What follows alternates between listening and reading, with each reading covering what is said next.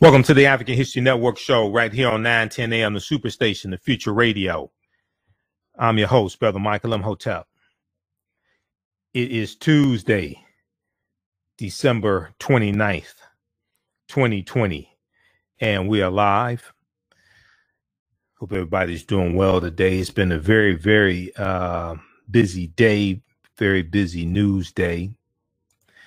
If you follow me on my Facebook fan page, The African History Network, The African History Network, you see some of the stories I've been posting about today. So you see it's been a very busy news day. We're going to deal with some of those top stories, and some of them we'll have to get to on tomorrow's show. All right, so on today's show, we'll talk about in the U.S. Senate, Moscow Mitch McConnell in the U.S. Senate blocked the $2,000 stimulus checks, the bill that passed the House of Representatives on Monday by a 2/3 majority vote. Moscow Mitch McConnell, one little evil person, blocked that in the U.S. Senate. Okay. And this is an example of how elections have consequences also. So we'll talk a little bit about what happened and what's next as well. All right. And then also I posted this story dealing with Master P, hip hop mogul Master P, and ex-NBA star Baron Davis. They are trying to buy Reebok, the shoe manufacturer Reebok. They're trying to buy Reebok for $2.4 billion. They're trying to buy Reebok for $2.4 billion. Okay. And if they're able to pull this off, I mean, this would be a huge move if they're able to do this. So we'll discuss that. And, it was last week we talked about the former NBA player who just bought Ebony Magazine for $14 million. Another huge move. OK, so these are the type of moves that we need to make. It's about ownership. Politics is important. I'm not saying don't do politics. I'm not saying just do economic empowerment. Don't do politics. That's suicide. That doesn't make sense at all. Politics is the legal distribution of scarce wealth, power, and resources, and the writing of laws, statutes, ordinances, amendments, and treaties, their adoption, interpretation, and enforcement. This is what politics is. Politics impacts every aspect of our lives, from the water we drink to the air we breathe to the food we eat. All we have to do is look at the probably about 50% of African-American owned businesses that have been wiped out in this coronavirus economy. Okay, then also I posted this story on Monday. We did not get a chance to talk about it, but the Ohio police officer who fatally shot Andre Hill in Columbus, Ohio, he has been fired, okay, from the police department. So we'll talk some about that. We know that there's a move to fire 2 more officers involved in the killing of Breonna Taylor. We'll deal with that on our Wednesday show. Also, the Department of Justice announced today that they are not going to file charges in the killing of Tamir Rice. All right, we'll talk about that on Wednesday as well, because I already had a jam-packed show before those stories broke. So this is a 1-hour show. I can only do so much in an hour. There was a story that we posted on our Facebook fan page, The African History Network, The African History Network, today. And this deals with Dr. Martin Luther King Jr. Back in 1958, I've talked about this a number of times. Back in 1958, Dr. King was stabbed in the chest with a letter opener by a deranged woman, Izola Ware Curry. And he almost died. There were 2 police officers who gave him aid right there on the scene. One white, one African American, and they saved his life. And the white officer, whose name was Al Howard, he recently passed away at the age of 93 from coronavirus. There was an article from BINnews.com that I saw that came out December 28th, and we shared this on our Facebook fan page. So we're going to talk a little bit about that history. This New York Police Department officer, he and his partner saved Dr. King's life. Okay, so we'll deal a little bit with that. And then also, today is the birth date of Dr. Cheikh Anta Diop. Dr. Cheikh Anta Diop. Some people say Diop, is actually pronounced Diop. He's one of our great grandmaster scholar warriors. He was a linguist. He was an anthropologist, author of Civilization of Barbarism and African Origin of Civilization, Myth or Reality, a number of books. So we'll talk a little bit about Dr. Cheikh Anta Diop. And then when we look at Georgia, I've got Georgia on my mind. Everybody has Georgia on their mind now. When we look at this Senate race heating up, January 5th is going down in Georgia. Okay. Reverend Raphael Warnock versus Senator Kelly Loeffler, and John Ossoff versus Senator David Perdue. Politico.com had an article from Monday, December 28th, 2020. Judge blocks voter purge in 2 Georgia counties. Judge blocks voter purge in 2 Georgia counties. Okay, we're going to talk some about this. We didn't get a chance to talk about this on the Monday show. Monday show was jam-packed, so didn't have a chance to deal with that as well. Also, we'll give you an update on what's going on with coronavirus. We see that coronavirus vaccinations are lagging behind the projections from the Trump administration. You actually thought the Trump administration was going to be able to pull off something like this. By the end of this year, they said there would be 20 million vaccinations. As of today, the count is 2.1 million, even though they're in taking into account there's a lag in between people actually getting the vaccination and it being reported. Even if you double that and say it was 4 million vaccinations, there's still 16 million down from what they projected they would be at by the end of the year. Okay, but you know, what did you expect? He's on a golf course. Well, I mean, Trump has pretty much given up fighting against coronavirus. He spent more time trying to overturn the results of a lawful election than he has fighting coronavirus since November 3rd, since the November 3rd election. But we'll give you a brief update on what's going on with coronavirus also. All right, so on the African History Network. Also, we'll talk about this probably some on Wednesday. Famous principal Joe Clark. I posted about this as well. Information from the New York Amsterdam News. Joe Clark, the former East Side High School principal who was portrayed by Morgan Freeman in the movie Lean on Me, has passed away at age 82. This has been a hell of a year. Everybody died. It's just been, I mean, come on. He passed away at the age of 82. He was dealing with a long-term illness. I looked at a couple of articles dealing with this, and we'll talk some more about this Wednesday night. The bullhorn and baseball bat wielding principal was known for being tough. I remember seeing interviews about Joe Clark in the 1980s. And then everybody remembers the movie Stand on Me with Morgan Freeman. I mean, Morgan Freeman did an excellent job in that movie portraying Joe Clark. But Joe Clark passed away at age 82.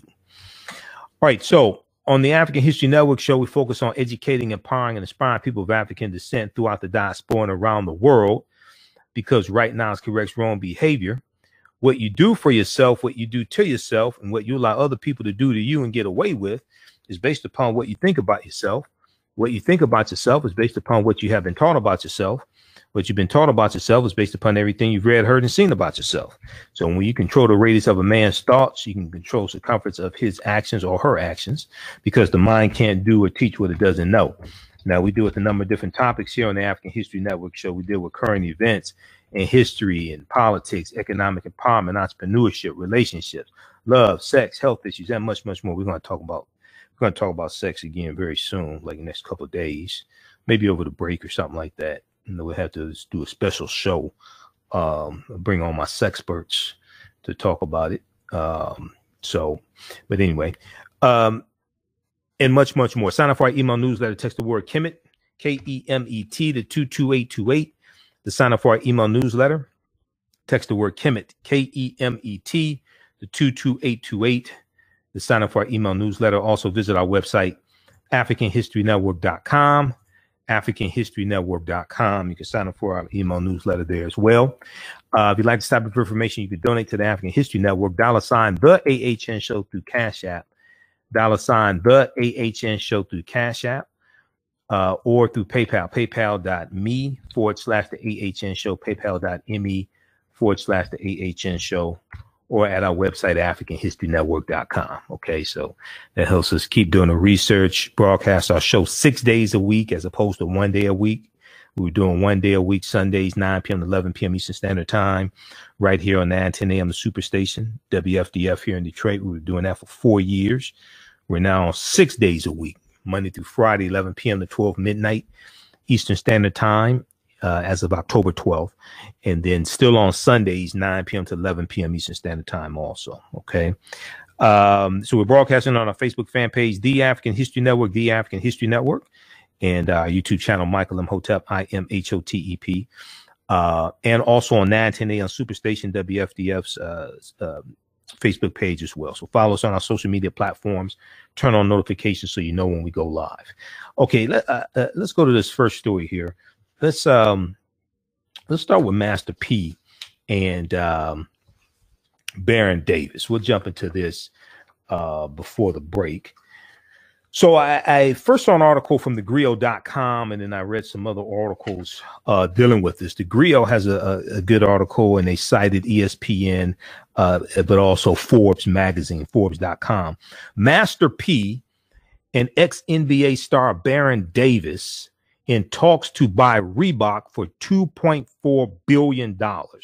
Hip-hop mogul Master P and former NBA star Baron Davis are negotiating to buy Reebok from his parent company, Adidas, for $2.4 billion. My Adidas. Remember that from Run DMC? You know, I love the song. I couldn't afford Adidas back in the day, but I love the song, right? I can afford Adidas now, but don't want them. See how that works? So the deal would make the legendary shoe giant the first Black-owned major sneaker brand. This deal would make the legendary shoe giant of Reebok the first Black-owned major sneaker brand. This is a boss move. Okay, now you know you have a whole lot of hip hop artists that focus on conspicuous consumption and buying expensive handbags, buying Lamborghinis, buying this, buying that. But they're talking about acquiring an income generating asset. They're talking about buying a major shoe company, and they can employ probably thousands of people, many of them African Americans, but buy an income producing asset like this that will continue to generate wealth and something they can pass on to their children. This right here is brilliant. Even if they're not successful, just the fact that they're in the talks of doing it will cause other people who have money to start zeroing in on other major businesses like this that we could buy. They may have been looking at it before, but something like this makes it, I think, more attainable, more achievable. Adidas acquired Reebok in 2005 for $3.8 billion. However, its value has decreased significantly in the decade and a half since that deal, and Adidas is looking to offload the brand. Oh, we buy it up. You don't have to start a new company. Go buy one that's already established that's in trouble. Go buy that one and bring it back to life. We'll talk about this on the other side of the break. You listen to the African History Network show right here on 910 AM Superstation Future Radio. I'm Michael Imhotep. We'll be back in a few minutes.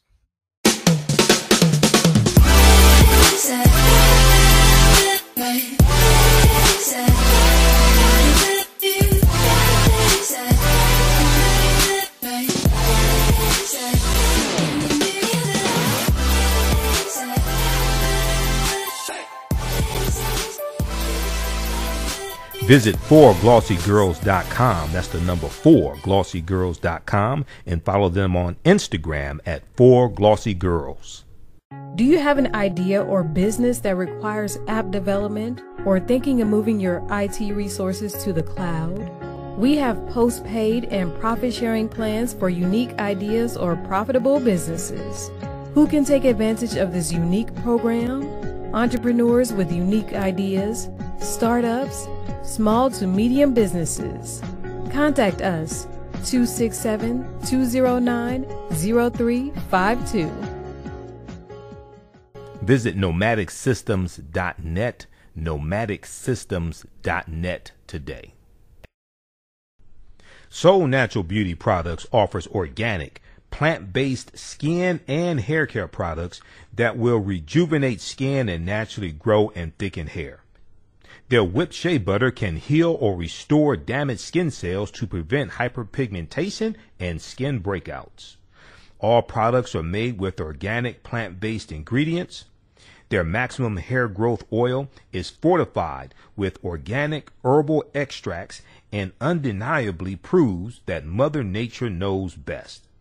It thickens, lengthens, softens, and conditions all types of hair. They even guarantee hair improvement within 90 days or a full refund. Their all-natural 24-hour deodorant leaves the body smelling fresh without sweating for up to 24 hours. It does not stain fabric, goes on smoothly, and has a refreshing lavender and frankincense aroma. It can be used by men, women, and even children. Place your order today at soulnaturalbeautyproducts.com. That's soulnaturalbeautyproducts.com, and follow them on Facebook at Soul Natural Beauty Products. Intuitive Design Clothing is an online accessory store that sells one-of-a-kind signature statement pieces for men and women. They also specialize in fashion consultations, closet organization, and decorating small spaces. Are you looking for a statement piece for a special affair, or would you like to add some select pieces to your ensemble of accessories? If you're looking for something different, definitely contact Kathy Norman, owner and CEO of Intuitive Design Clothing. Visit their website, intuitivedesignClothing.com.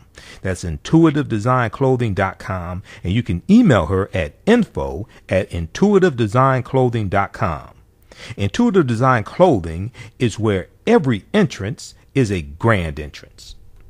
With blackbusinesstee.com, the messages are clear and meaningful. Keep your business in the black and out of the red.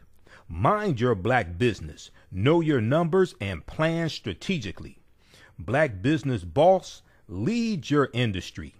Support black business, encourage, patronize, and uplift one another. BlackBusinessTea.com currently has products sold in Detroit, Atlanta, Chicago, and Los Angeles, with proceeds returned to the black community. They have a wide selection of hoodies, t-shirts, mugs, hats, sweatshirts that support black-owned businesses.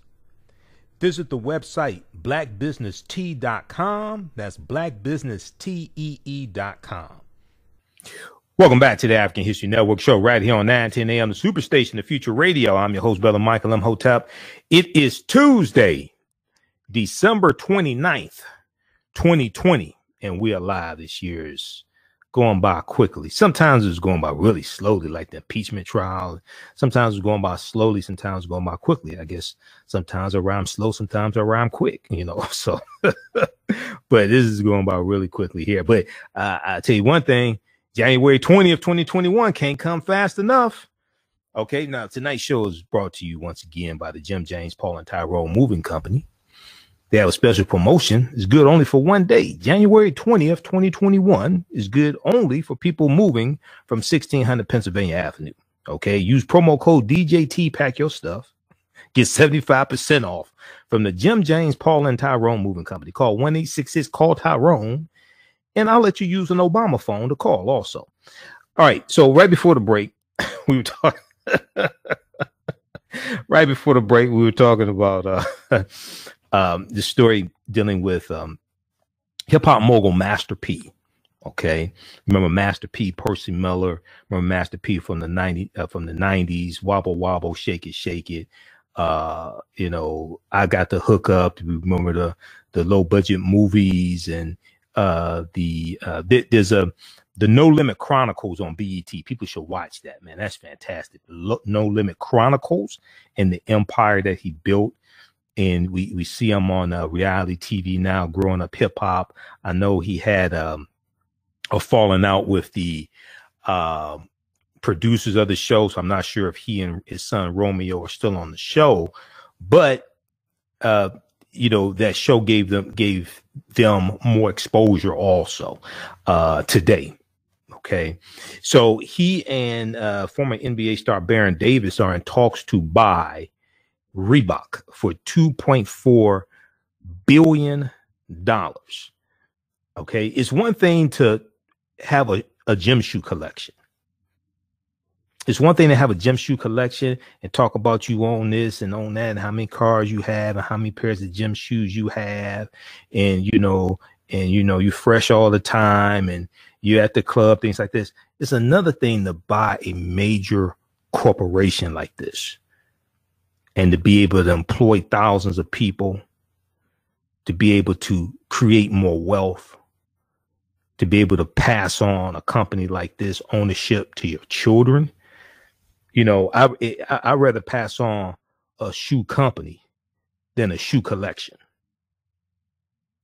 I'd rather pass on a shoe company than a shoe collection. Now, Adidas was acquired Adidas acquired Reebok in 2005 for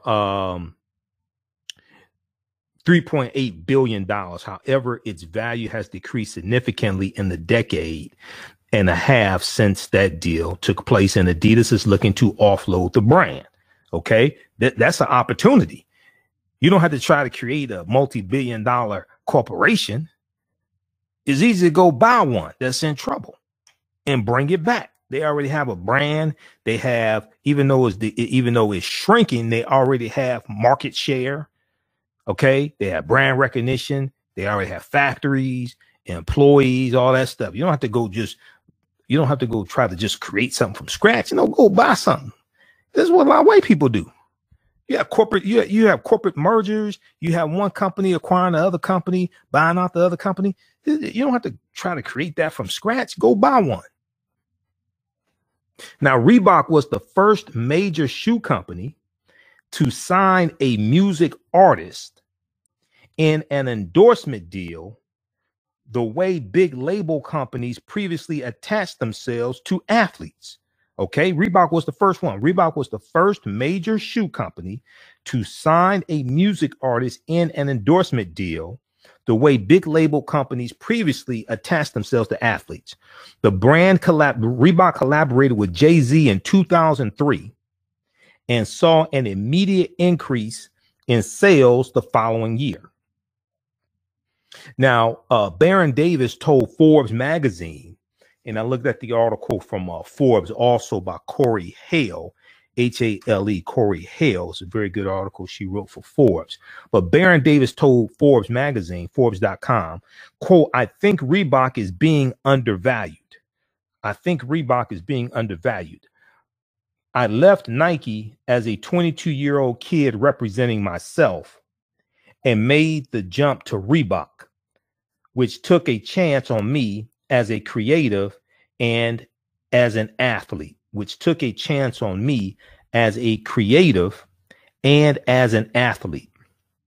I want the people I know, athletes, influencers, designers, celebrities, to sit at the table with me. This is huge right here. Even if they don't succeed with this one, the model that they're putting together, they may end up buying another shoe company. Hopefully they can get Reebok. But even if they can't Reebok, the formula that they're putting together to get Reebok, they may end up getting successfully another company if they don't get Reebok. But Baron Davis said, I think Reebok is being undervalued. I left Nike as a 22-year-old kid representing myself when he was playing basketball. A 22-year-old kid representing myself and made the jump to Reebok. Okay, he left Nike for Reebok. He said, Reebok took a chance on me as a creative and as an athlete. I want people I know, athletes, influencers, designers, celebrities, to sit at the table with me. These companies have been benefiting off of us.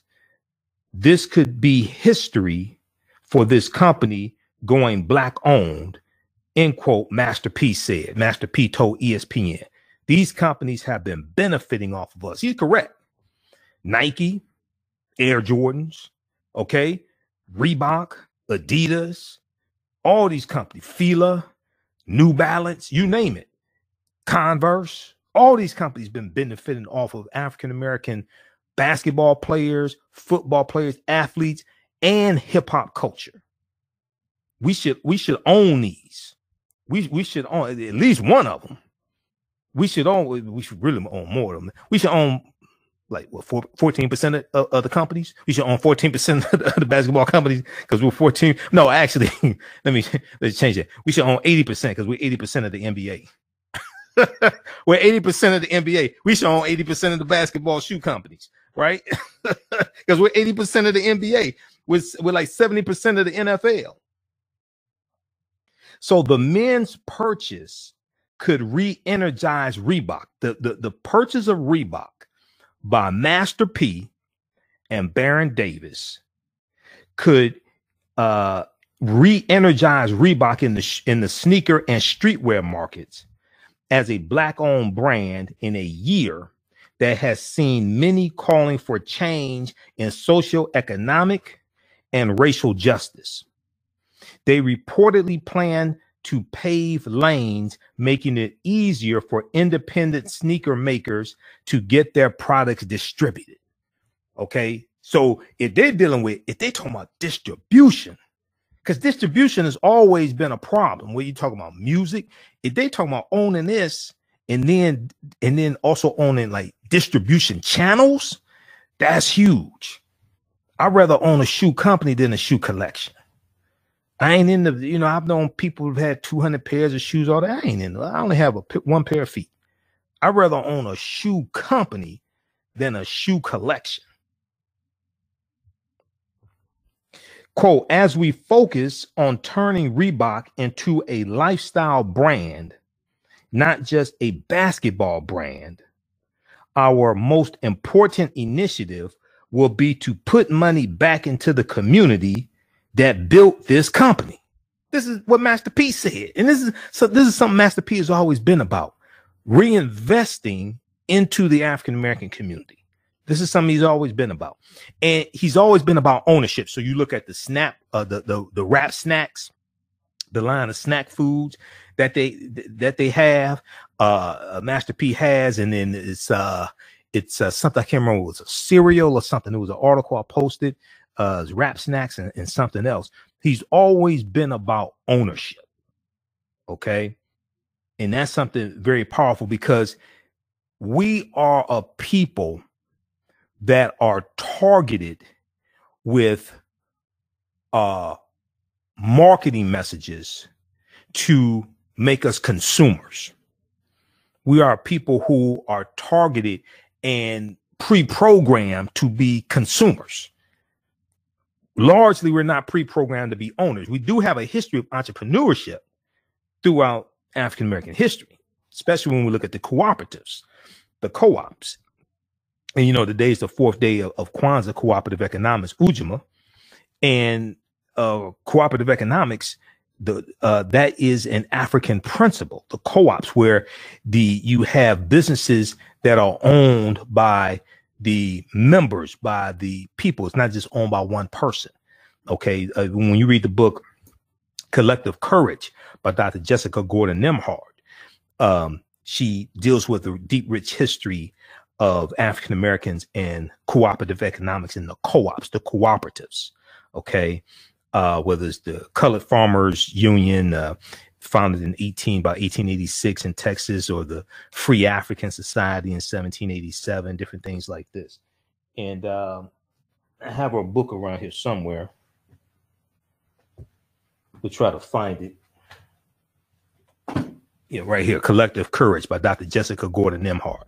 Deep, deep book, deals with the deep, rich history of African Americans and cooperative economics. Okay, the cooperatives. And the cooperatives are one of the most popular form of cooperatives are credit unions.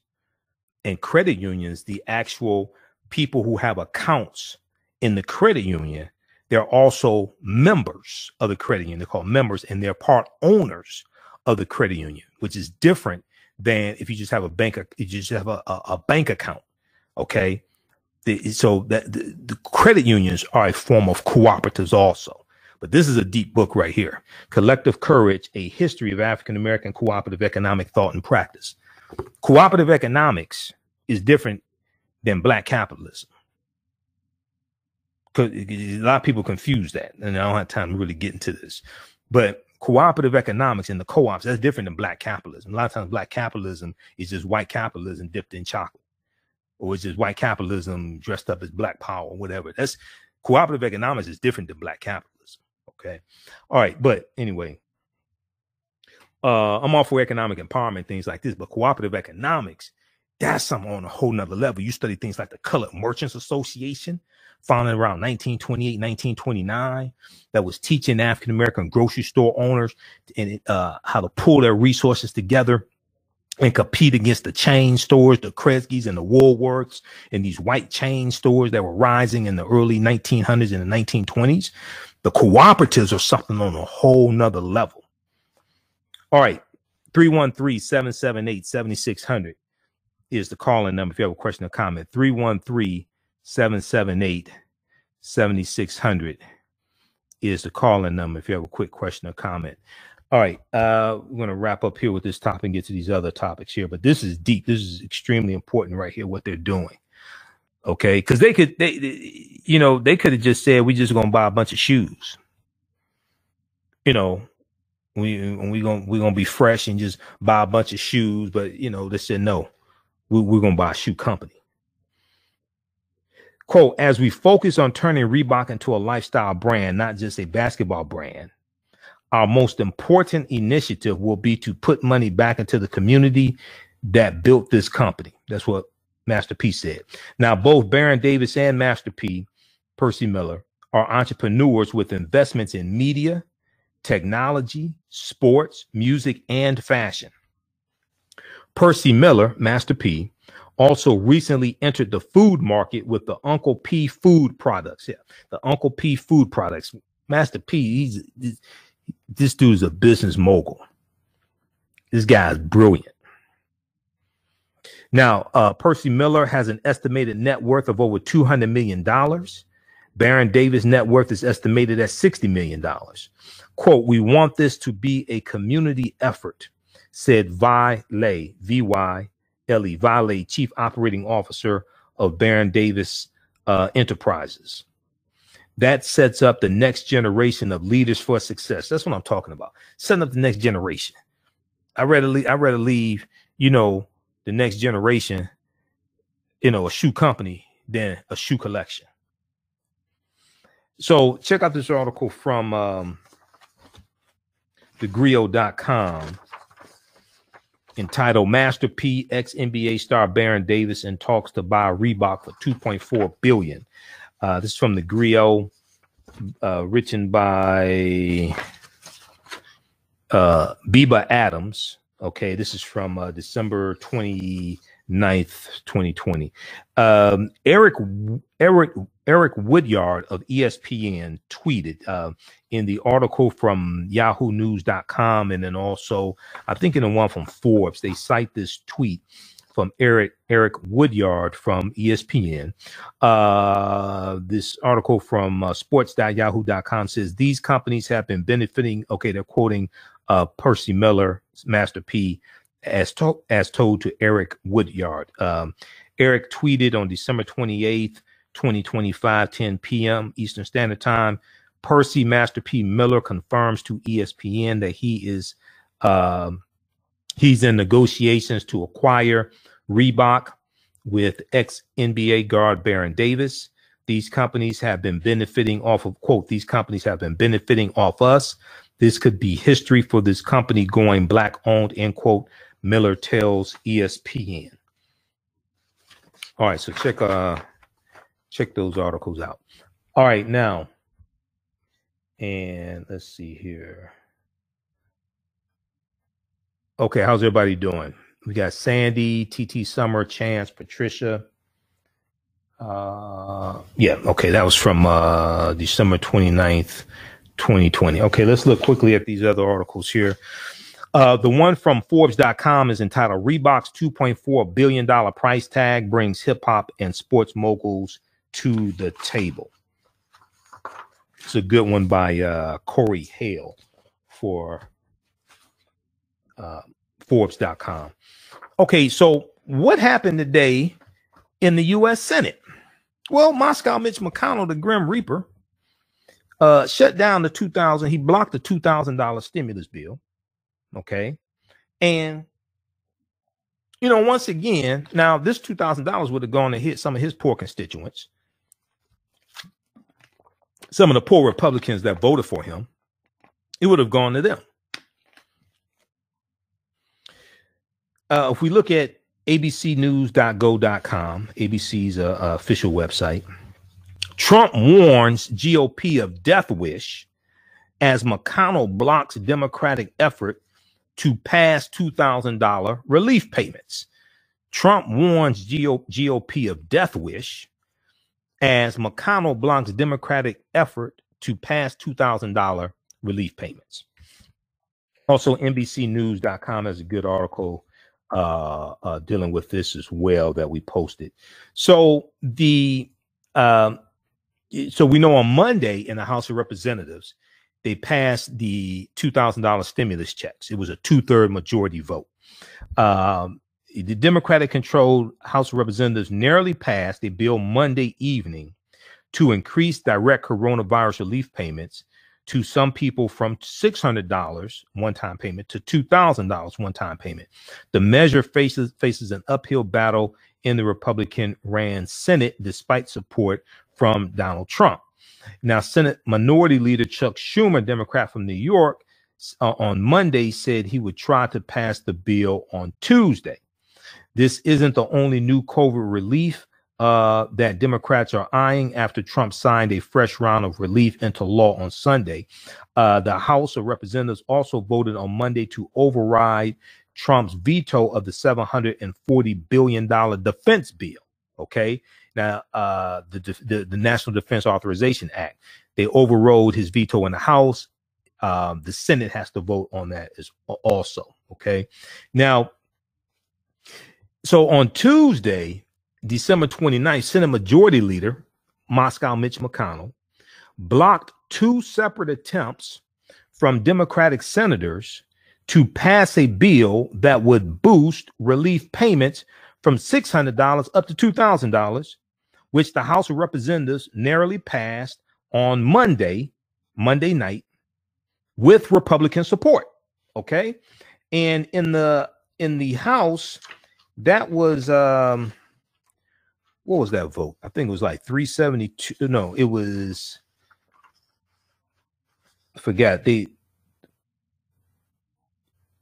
I think that was the one on that one. I think it was like 272 or something like that. They got 2 more votes than they needed to get a 2/3 majority vote. I forgot exactly what the count was on that.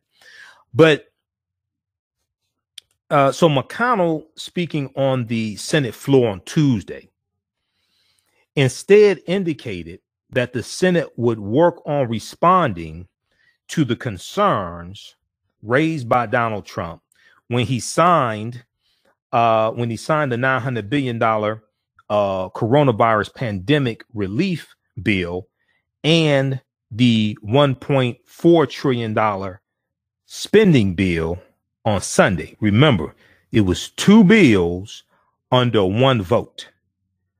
So yeah, people putting nonsensical information out saying all this foreign aid is in the $900 billion coronavirus bill. No, that was in the $1.4 trillion U.S. spending bill. There was a $1.4 trillion U.S. spending bill and a $900 billion coronavirus bill. So that's why when you read reports on this, it says the total was $2.3 trillion. That's why. That foreign aid was in the $1.4 trillion U.S. spending bill that helps to fund the government through September 2021. That wasn't in the coronavirus bill. Now, McConnell said the Senate, quote, will begin a process, end quote, to bring 3 priorities to the table this week, which includes increasing stimulus payments to $2,000, examining a repeal of Section 230, okay, and considering election integrity measures, all demands Trump has made in recent days. Now, it's unclear exactly like how this is going to shape up. And election integrity measures, examining election integrity measures, are you talking about voter fraud? What are you talking about? Now, it's interesting that Mitch McConnell talks about election integrity measures, because I remember a few months ago when Marsha Blackburn, Republican senator from Tennessee, I remember she blocked 3 election integrity bills in the U.S. Senate using the unanimous consent rule. These were election integrity bills to protect the integrity of the 2020 presidential election. And she blocked them in the Senate. So it's interesting now that McConnell is talking about election integrity measures. Well, why weren't y'all talking about that back then? Quote, those are the 3 important subjects the president has linked together this week. The Senate will begin a process to bring these 3 priorities into focus, end quote, McConnell said. Now, after McConnell spoke, Trump once again tweeted a warning saying, quote, unless Republicans have a death wish, and it is also the right thing to do, they must approve the $2,000 payments ASAP. Now, I think he tweeted that from the golf course. He's down in Mar-a-Lago. He's at he's been playing a lot of golf. He was playing golf with Lindsey Graham. They've been negotiating for 8 months because Democrats in the House of Representatives passed the $3.4 trillion Heroes Act May 15, 2020. Where the hell have you been? If you wanted $2,000, why don't you tell Mitch McConnell that when he let the U.S. Senate go on recess for a month for the summer, and they hadn't passed a coronavirus bill, and they let the $600 a week in federal unemployment insurance expire July 31st, 2020. Why don't you tell McConnell that if you wanted $2,000? Because if Trump wanted $2,000, this is what Democrats wanted from the beginning. That was in the $3.4 trillion Heroes Act. That's what they wanted. So if Trump wanted $2,000, he could have gotten that months ago. Why don't you tell McConnell that? Why don't you tell Steve Mnuchin? Steve Mnuchin, your Treasury Secretary, he's the one that came up with the $600. $600 stimulus checks. That came from Steve Mnuchin, your Treasury Secretary, that's negotiating the deal on behalf of the White House. Why don't you tell him that? So After McConnell spoke, Trump once again tweeted, warning, saying, unless Republicans have a death wish and it is also the right thing to do, they must approve the $2,000 payments ASAP. Now, it's unclear at this point how McConnell plans to proceed, but he does intend to tie those three issues Trump wanted addressed together into one bill. It's unlikely to pass, however. Now, Senator Chris Murphy, Democrat from Connecticut, said on the U.S. Senate floor, quote, if we start adding poison pills to the $2,000 payment bill, the direct payments, that is just another way of telling the American people that this body, the Senate, doesn't support $2,000 payments. Now, Senate Minority Leader Chuck Schumer, Democrat from New York, on Tuesday called for unanimous consent to boost the direct payments to $2,000 per qualifying American, but McConnell objected and the request was blocked. Now, I asked the question last night on our show yesterday, and I'll ask this question again. It's just like Senator Ron Johnson from Wisconsin, a couple weeks ago, he blocked $1,200 stimulus checks in the Senate. We posted an article about this. You can research this. Senator Ron Johnson, Republican from Wisconsin, he blocked $1,200 stimulus checks in the Senate. This is the same Ron Johnson who blocked the Juneteenth bill in the Senate as well. That would have made Juneteenth a national holiday and given white people the day off from work. So if you can't get $1,200 stimulus checks passed in the Senate that would have benefited his constituents, many of his white Republican constituents in Wisconsin and white people across the country, if you can't get that passed in the Senate, if you can't get a Juneteenth bill passed in the Senate to make Juneteenth a federal holiday and give white people the day off from work, then how you going to get a reparations bill passed in the Senate to pay out trillions of dollars in reparations to African Americans for slavery and working for free, and chattel slavery ended in 1865? I'm all for reparations, but I ain't for nonsense. Now, I'm for logical, strategical methods to get reparations and legal reasons, legal arguments for reparations. I'm not for playing games. Because I hear people talk about reparations, but like, you do know this has to pass both the House and the Senate, right? You can't even get HR 40 passed in the House of Representatives, and Republicans control the House. I mean, Democrats control the House of Representatives. You can't even get HR 40 passed in the House of Representatives, and that's a bill to study reparations. If you can't get a bill passed to study reparations, how the hell are you going to get one passed to pay reparations? Or maybe the argument that you're making is the wrong argument. At the same time, America needs a massive history lesson, because Americans are woefully ignorant on history and the ramifications of slavery and the cause of the Civil War. That's why I talk about this study here from the Southern Poverty Law Center, teaching hard history, American slavery. A lot of people are not making the connection. This study right here documents how the history of slavery is being incorrectly taught in schools all across the country. They did a survey of 1,000 high school seniors. People need to read this. Teaching Hard History, American Slavery. This is a 56-page study from the Southern Poverty Law Center. And one of the things they do, if you look at, you can download this study for free. I took it to the printer, got them printed up. And I teach from this also. And I teach my online courses. We're going to start the online courses again, I think early January. I'm in the process of going over the curriculum that I teach, because I created this I teach an online course called Ancient Kemet, the Moors, and the Ma'afa, Understanding the Transatlantic Slave Trade, what they didn't teach you in school. Okay, you've never seen anything like it before. It's a 8-session, 16-hour online course, and we deal with thousands of years of history and what leads to the transatlantic slave trade happening.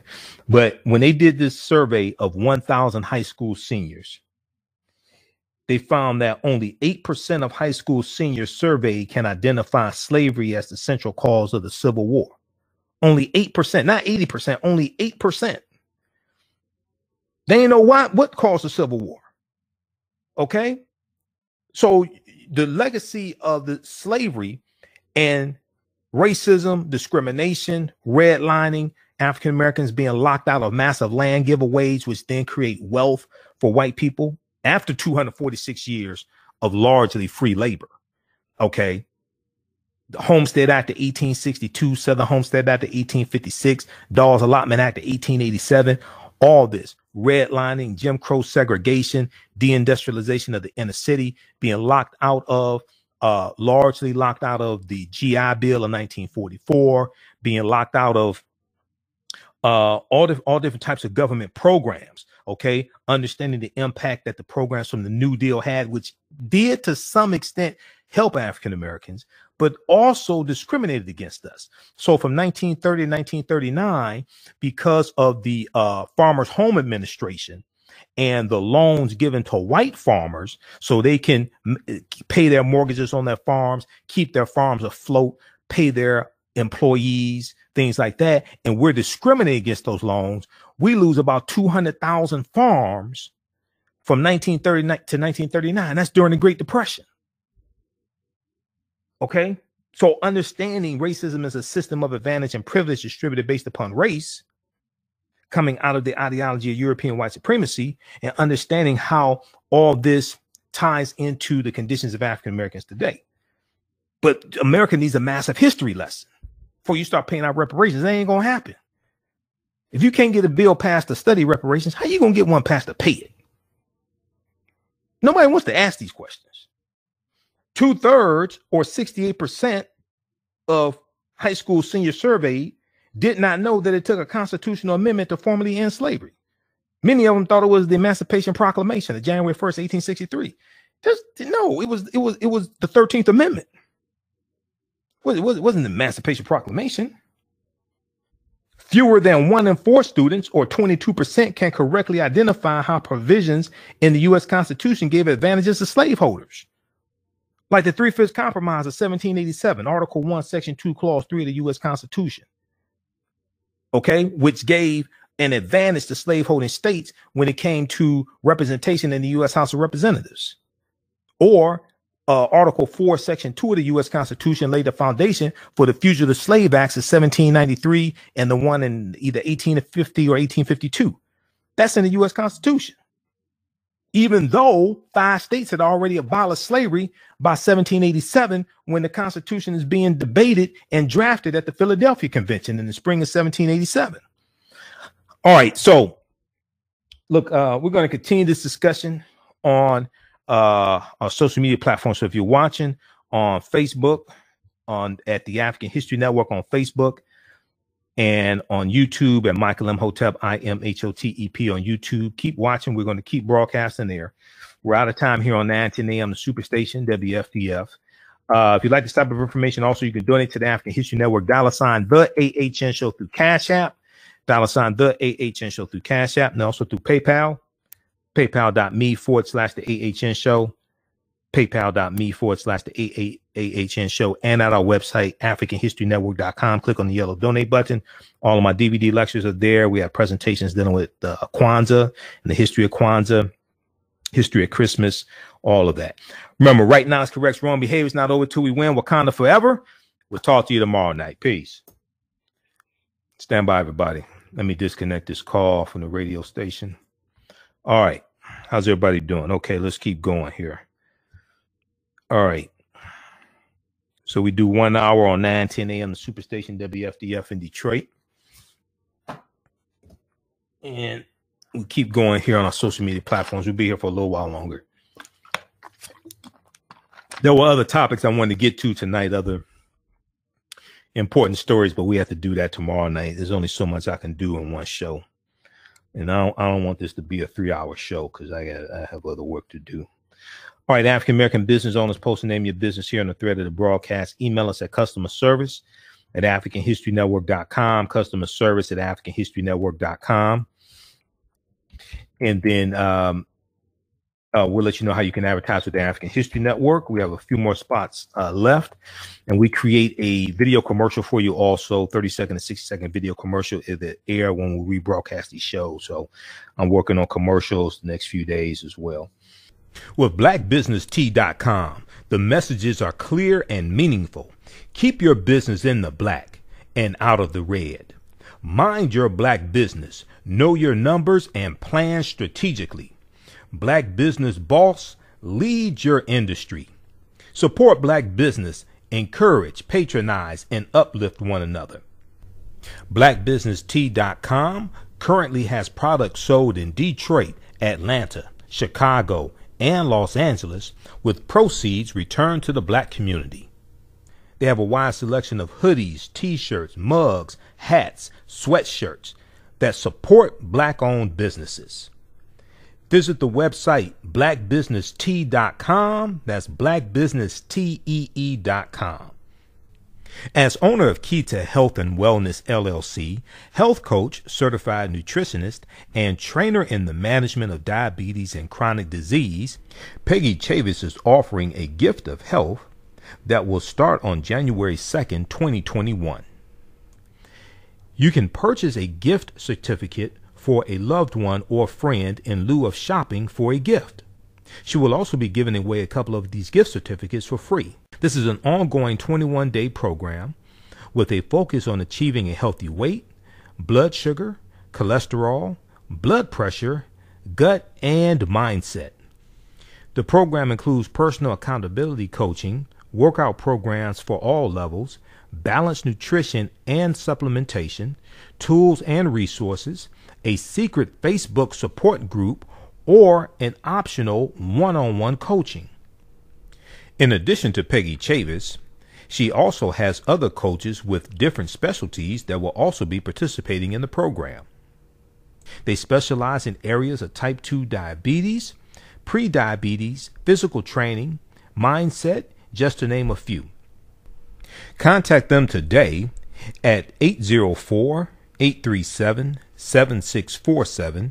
That's 804-837-7647, and on Facebook at PeggyChavis.Gifts of Health. On Facebook at PeggyChavis.Gifts of Health. Intuitive Design Clothing is an online accessory store that sells one-of-a-kind signature statement pieces for men and women. They also specialize in fashion consultations, closet organization, and decorating small spaces. Are you looking for a statement piece for a special affair, or would you like to add some select pieces to your ensemble of accessories? If you're looking for something different, definitely contact Kathy Norman, owner and CEO of Intuitive Design Clothing. Visit their website, intuitivedesignClothing.com. That's intuitivedesignClothing.com, and you can email her at info@intuitivedesignClothing.com. Intuitive Design Clothing is where every entrance is a grand entrance.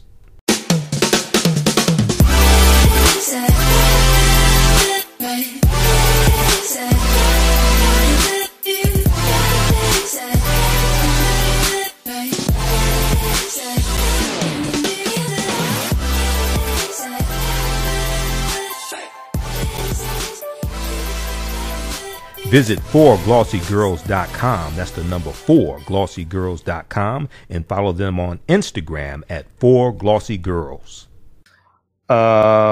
Okay, so if we go back to this article here, this is from abcnews.go.com, ABC News official website. And then NBC News had an article as well. McConnell Blocks Senate Democrats move to pass $2,000 coronavirus checks. McConnell Blocks Senate Democrats move to pass $2,000 coronavirus stimulus checks. Okay. We'll post this here. So let's go back to this article. So Senate Majority Leader Chuck Schumer on Tuesday called for unanimous consent to boost the direct payments to $2,000 per qualifying American, but McConnell objected and the request was blocked. Senate Minority Leader Chuck Schumer said, I don't want to hear that we can't afford it. I don't want to hear that it would add too much to the deficit. Senate Republicans added nearly $2 trillion to the deficit to give corporations a massive tax cut. He's correct. Okay. You weren't talking about the deficit when you had the $1.4 trillion tax cut that added almost $2 trillion to the deficit to help your billionaire donors and your friend. You weren't talking about the deficit then. Now, when it comes time to actually help Americans, now all of a sudden, oh, you want to cry about the deficit. Let's see if we can go to this clip. We'll try to pull up this clip here, also from MSNBC. Let's continue. So Leader McConnell holds the key to unlocking this dilemma, Senator Chuck Schumer said. Now, Senator Bernie Sanders is talking about doing a filibuster in the Senate. Just after Schumer spoke, Senator Bernie Sanders, independent from Vermont, also asked for unanimous consent that after the Senate vote to override the defense policy veto, the defense bill, okay, that has to be vetoed in the Senate. After they vote for that, which is expected to happen on Wednesday, Senator Bernie Sanders is asking that the Senate take up and pass the $2,000 stimulus checks bill. Now, McConnell also objected to that as well. Senator Bernie Sanders then objected to the National Defense and Authorization Act override vote taking place on Wednesday, which could keep the Senate in longer than leadership. Keep it in session longer than leadership intended. And let me see. Let's look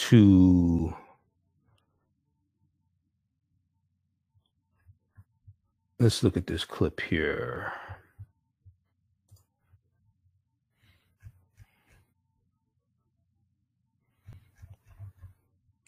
Okay, this is Senator Chuck Schumer. I'm not going to go to McConnell. We already know what he said. $600, nope, it's not enough. So in a moment, I will move to have the $600, nope, it's not enough. So in a moment, I will move to have the Senate take up the House bill to increase that number to $2,000, which I might add had broad bipartisan support. I don't want to hear that we can't afford it. I don't want to hear that it would add too much to the deficit. Senate Republicans added nearly $2 trillion to the deficit to give corporations a massive tax cut. Republicans just fought to include a tax break for 3 martini lunches in the COVID relief bill.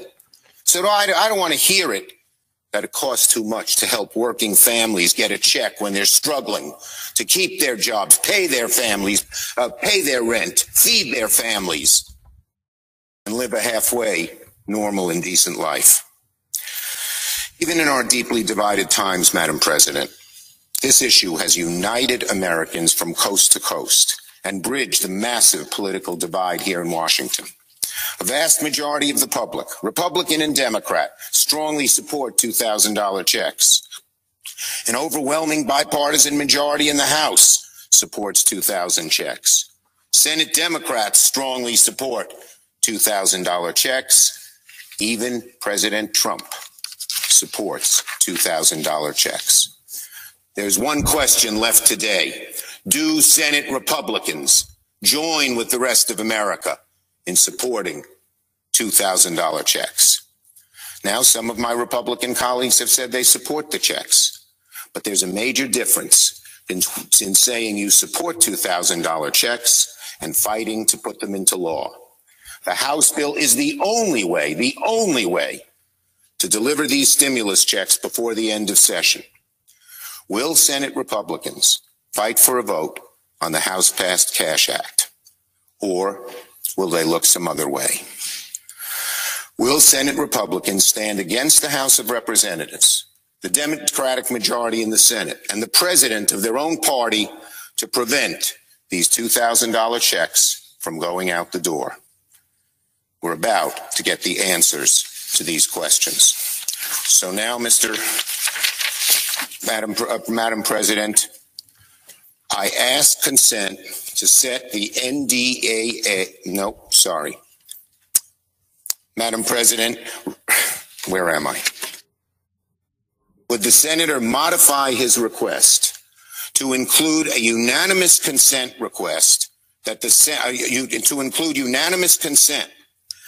Senate proceed to the immediate consideration of H.R. 9051, a bill received from the House to increase recovery rebate amounts to $2,000 per individual, that the bill be read a third time and passed, the motion to reconsider be considered, made, and laid upon the table with no intervening action or debate.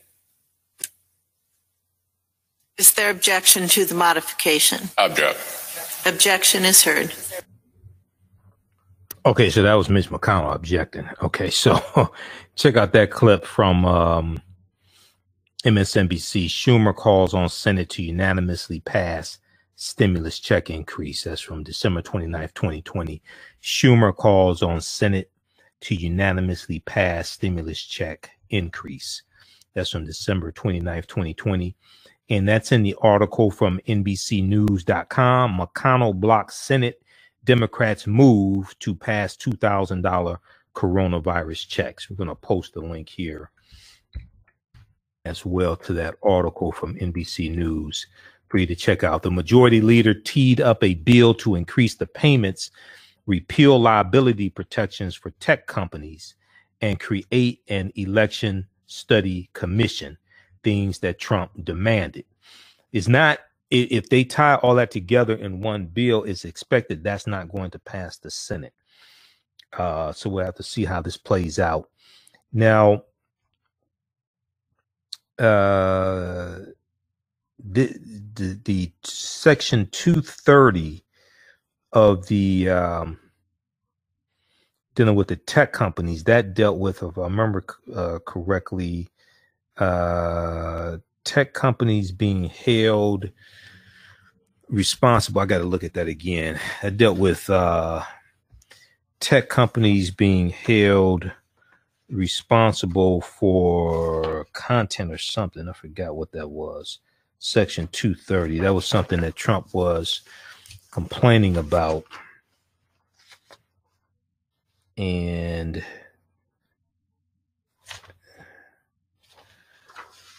okay, yeah, the $2,000 stimulus check that passed the House by a vote of 275 to 134. 275 to 134. They needed a minimum of 273. That's for the 2/3 majority vote to be able to override a veto. And let me see, which article was that? That was dealing with the $1.4 trillion stimulus check. And let's see, where is that? We've got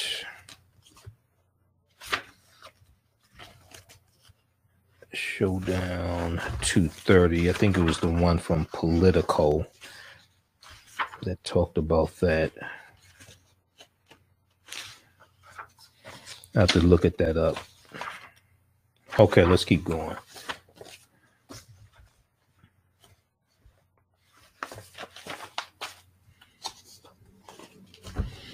Or which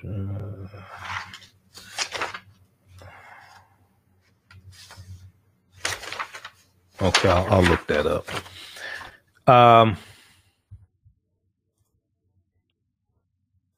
Let's see what that is. All right, let's continue. So we'll see what happens with the stimulus checks. Now,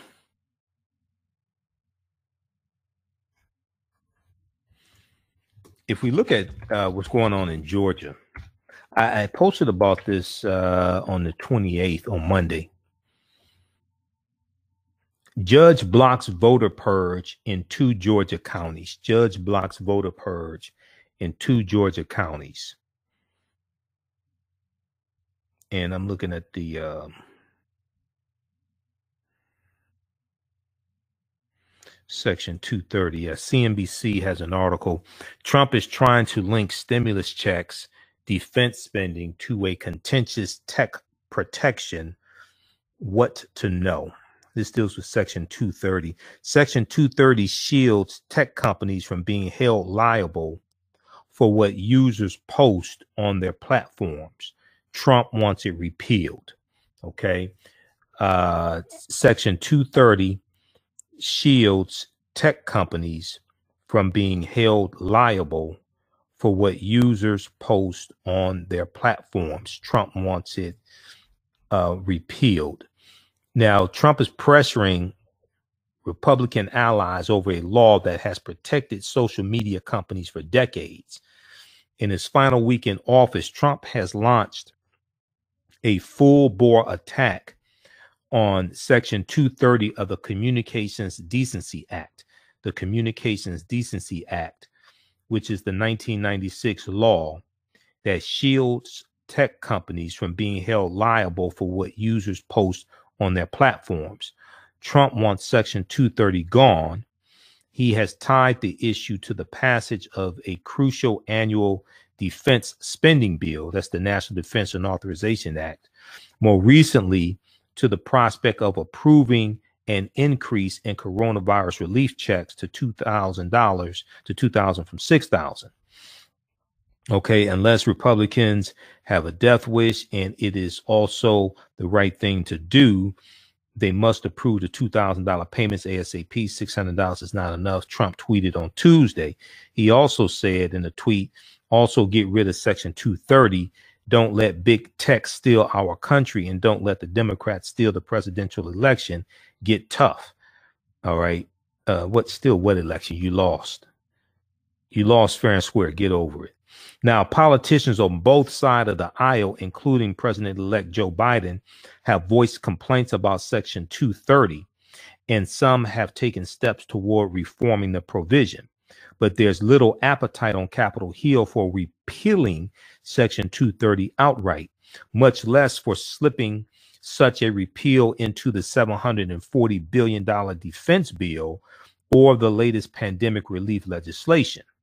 However, Senate Majority Leader Mitch McConnell, Republican from Kentucky, appears to have taken heed to Trump's demands. On Tuesday afternoon, McConnell introduced a bill that would directly couple an increase in stimulus checks with a repeal of Section 230.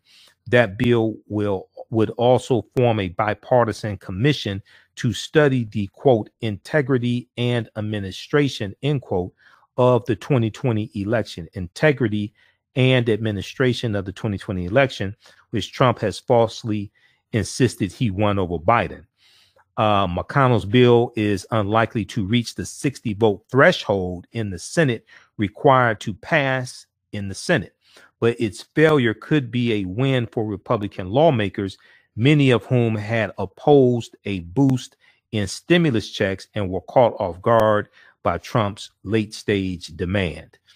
Now, Section 230 of the Communications Decency Act was written by Representative Chris Cox, Republican of California, and Senator Ron Wyden, Democrat of Oregon, following a 1995 court ruling against the online service Prodigy.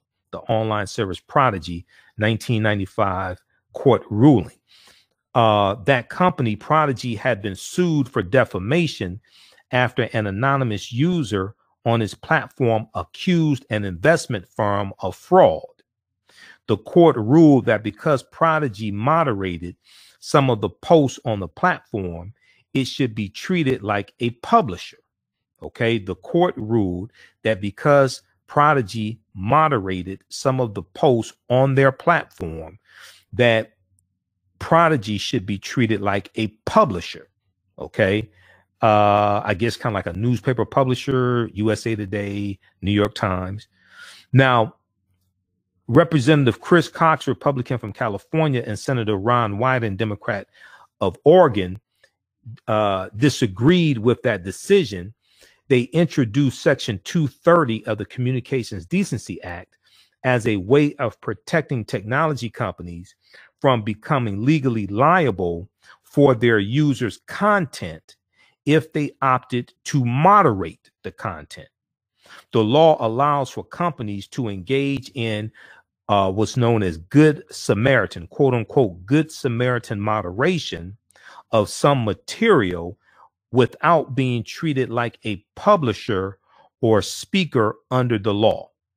Okay, now, more than 2 decades later, because that law went into effect in 1996, more than 2 decades later, the prospect of repealing Section 230 would likely be a deal breaker for many lawmakers. Throughout countless discussions about reforming the liability shield, members have largely agreed that some of its protections are important for their continued function of an open and relatively safe internet. For example, the law Section 230 not only protects technology platforms from being held accountable for their users' posts, but it also allows them to remove quote unquote objectionable messages. While the term is open for the platform's interpretations, that portion of the law allows companies such as Facebook, Twitter, and YouTube, which is owned by Google, to swiftly remove messages of terrorism, violence, or self-harm without fearing that a lapse of judgment will land them in legal trouble. And while conservatives aim for fewer restrictions to be imposed on their posts, their social media posts, repealing Section 230 could result in even more limitations. Without its liability protection, platforms could be incentivized to screen more content before it can be uploaded. Okay, so check out the rest of this. Check out the rest of this article here from CNBC. Okay, this is a good article from CNBC, which explains Section 230 of the Communications Decency Act. Trump is trying to link stimulus checks, defense spending to a contentious tech protection. What to know? This is from December 29th, 2020 from CNBC.com.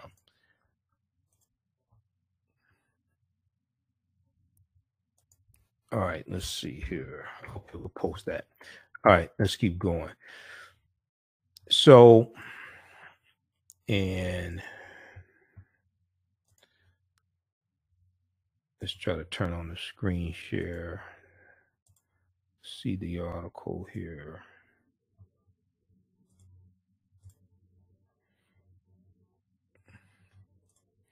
This one here from CNBC. Trump is trying to link stimulus checks, defense spending to a contentious tech protection. What to know? Okay, so read that article from CNBC.com. All right, now.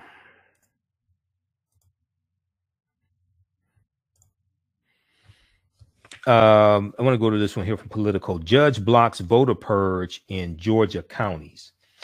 Judge blocks voter purge in Georgia counties. So this is from December 28th, Monday, December 28th, 2020. We posted this on our Facebook fan page. This ties into the Georgia January 5th, 2021 Senate elections, right? A federal judge in Georgia ordered 2 counties to reverse a decision removing more than 4,000 voters from the rolls ahead of the January 5th runoff elections. A federal judge in Georgia ordered 2 counties to reverse a decision removing more than 4,000 voters from the rolls ahead of the January 5th runoff elections. So a federal judge handed down this ruling on Monday, December 28th. The Judge Leslie Abrams Gardner, the sister of former gubernatorial candidate Stacey Abrams, a prominent ally of President-elect Joe Biden, who has led voter registration efforts across the state. Judge Leslie Abrams Gardner concluded that the counties appear to have improperly relied on unverified change of address data to invalidate registrations in the two counties. Judge Leslie Abrams Gardner ruled that the counties appear to have improperly relied on unverified change of address data to invalidate registrations in the two counties. Now, the bulk of the registrations that the county sought to rescind, more than 4,000 voters, they want to knock more than 4,000 voters off the rolls. The bulk of the registrations that the counties wanted to rescind were in Muskogee County, which Joe Biden won handily in November. An additional 150 were from Ben Hill County, which Trump won by a wide margin. Now, the lawsuit brought by National Democratic Party attorney Mark Elias group, Democracy Forward, followed an effort to challenge the lengthy roster of voters simply because their registrations appeared to match U.S. Postal Service change of address records. Okay, the lawsuit followed an effort to challenge the lengthy roster of voters simply because their registrations appeared to match U.S. Postal Service change of address records. Voting officials in the two counties agreed to remove the voters, despite warnings from Democrats that such postal data is not a reliable or conclusive indicator that a voter has given up their local residence. Okay, so they're saying that the U.S. Postal Service data is not an adequate indication that somebody has changed their address. Voting officials in the two counties agreed to remove the voters, despite warnings from Democrats that such postal data is not a reliable or conclusive indicator that a voter has given up their local residence. Now, after Judge Leslie Abrams Gardner's ruling, Mark Elias hailed the decision as, quote, as a, quote, blow to GOP suppression, end quote. We continue to monitor how other Georgia counties respond to the suppression scheme, Mark Elias said. He went on to say, where necessary, we will sue and we will win, end quote. Now, the evidence to challenge the 4,000 registrations in Muskogee County was particularly sparse. Okay, the evidence to challenge these 4,000 registrations in Muskogee County, they had very little evidence. The challenge was lodged December 14th, 2020, by a local voter named Ralph Russell, who alleged that he had compared evidence from the publicly accessible voter registration databases to prove that these voters had moved out of Georgia. Now, Ralph Russell told the county board, quote, I believe that each of the individuals named as a result of registering their name and change of address to a location outside of Muskogee County, removed to another state with the intention of making the new state their residence. Thus, each individual has lost their residence in Muskogee County, and consequently, each individual is ineligible to vote in Muskogee County. Now, the Muskogee County Board met on December 16th, 2020, and backed Ralph Russell's motion by a vote of 3-1, even though he didn't attend the meeting and provided no additional evidence to support his challenge. Voters on Ralph Russell's list, per the Muskogee County Board, would be required to vote by provisional ballot and present additional evidence of residency to vote. Let me see. So Judge Gardner's ruling, 11-page ruling released Monday night, noted that the removals of the voters appeared to violate federal law because they were not given proper notice and because they qualify as the type of systematic voter roll cleaning that is not permitted within 90 days of a federal election, or voter purge or voter suppression. The Muskogee County Board filed a motion early Monday arguing that Judge Gardner must remove herself from the case based on her relationship with her sister, Stacey Abrams. Lawyers for the board described Abrams as a, quote, a Georgia politician and voting rights activist who was the Democratic candidate in the 2018 Georgia gubernatorial election and has since engaged in various highly publicized efforts to increase voter registration and turnout for the 2020 general election in Georgia, end quote. The motion requesting Judge Gardner's recusal noted that a voter registration group affiliated with Stacey Abrams, Fair Fight, her group Fair Fight, filed a suit in another federal court in Georgia last week, complaining that a national organization dedicated to targeting voter fraud, True the Vote. Now this is one of these organizations that's supporting Donald Trump, and they're filing these frivolous lawsuits in courts trying to overturn the results of elections in various states. This is True the Vote. Okay, this is the same True the Vote that the businessman Eshelman is trying to get his $2.5 million back. That he donated $2.5 million. They said we're going to file lawsuits and overturn the results of the election. You remember me talking about that article from theguardian.com.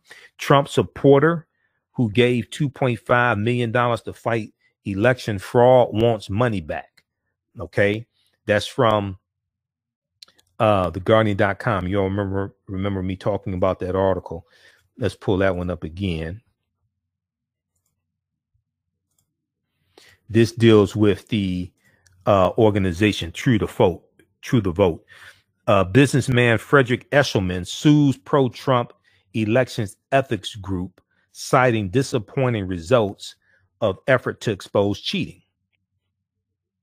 And this is from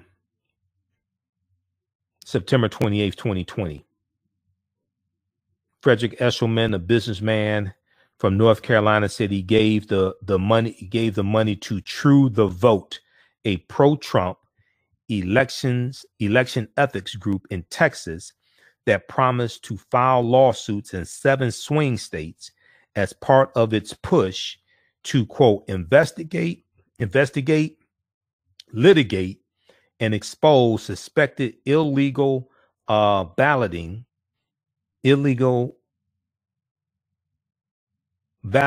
and fraud in the 2020 general election. Let me see if we can blow this up a little bit. Okay. Y'all should be able to see this. Okay, so that's True the Vote.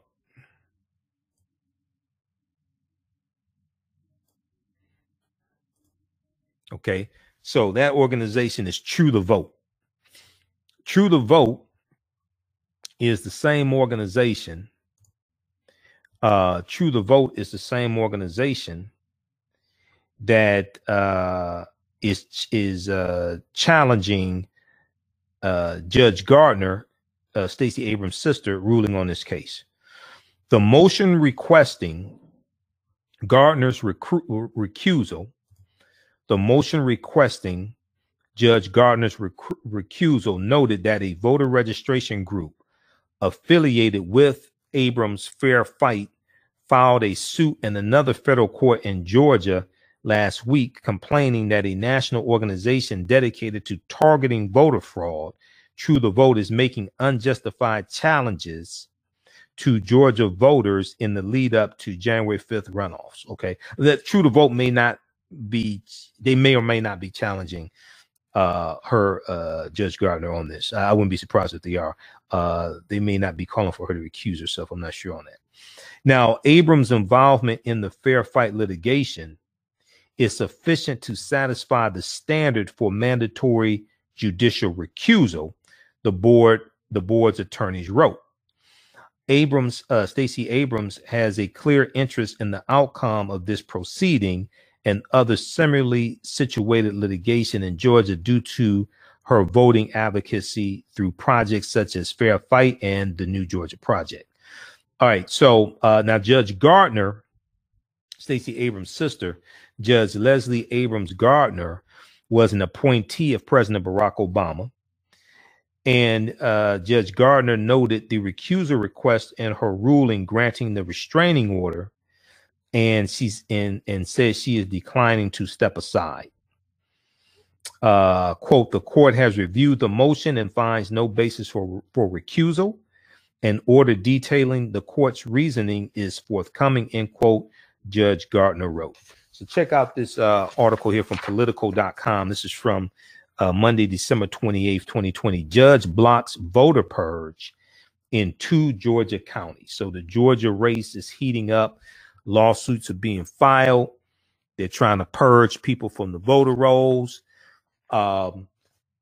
Republicans were shocked by Joe Biden winning Georgia by a little more than 12,000 votes. They were shocked by that. And they see a momentum that's building on the ground in Georgia to win this race for Democrats. And so you have Kelly Loeffler and David Perdue, the 2 Republican senators. They say they support the $2,000 stimulus checks, even however, before last week, they didn't support $2,000 stimulus checks. Democrats were calling for that back in May. You know, before last week when Trump tweeted about it and did his little 4-minute press conference, his 4-minute lies, his video of lies on Twitter, David Perdue and Kelly Loeffler weren't calling for $2,000 in stimulus checks. Before that, they weren't doing that. 2 weeks ago, they weren't calling for that. Okay, let's see here. Some of this we're going to have to say to tomorrow.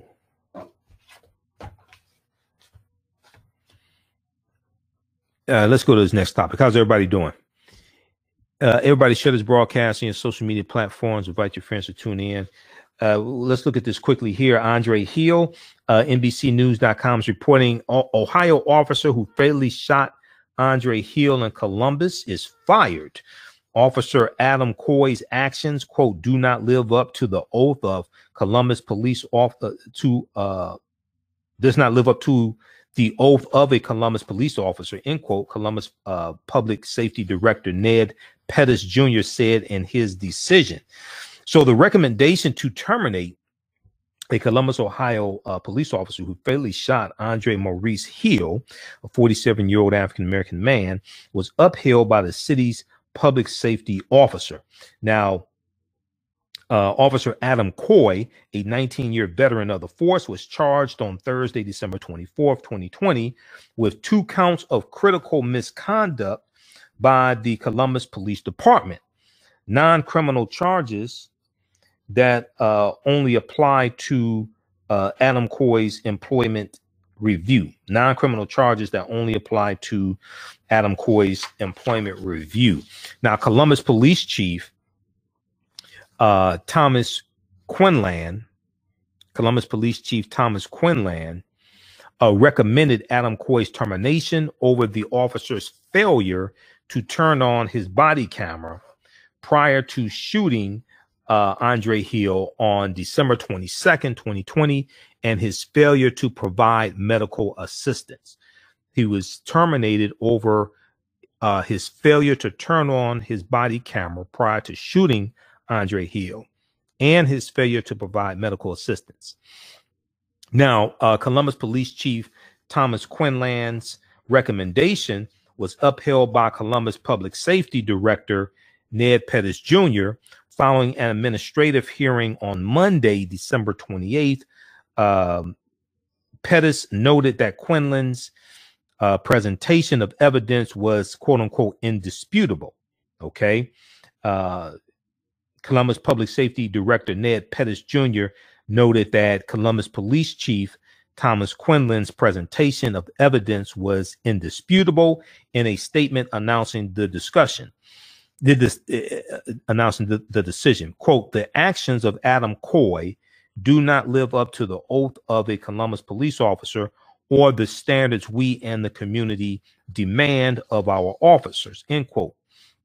The shooting of Andre Hill is a tragedy for all who loved him, in addition to the community and our decision of police and our division of police, I should say, end quote. Now, Brian Steele, vice president of the local lodge of the Fraternal Order of Police, confirmed to NBC affiliate WCMH that Officer Adam Coy was fired on Monday.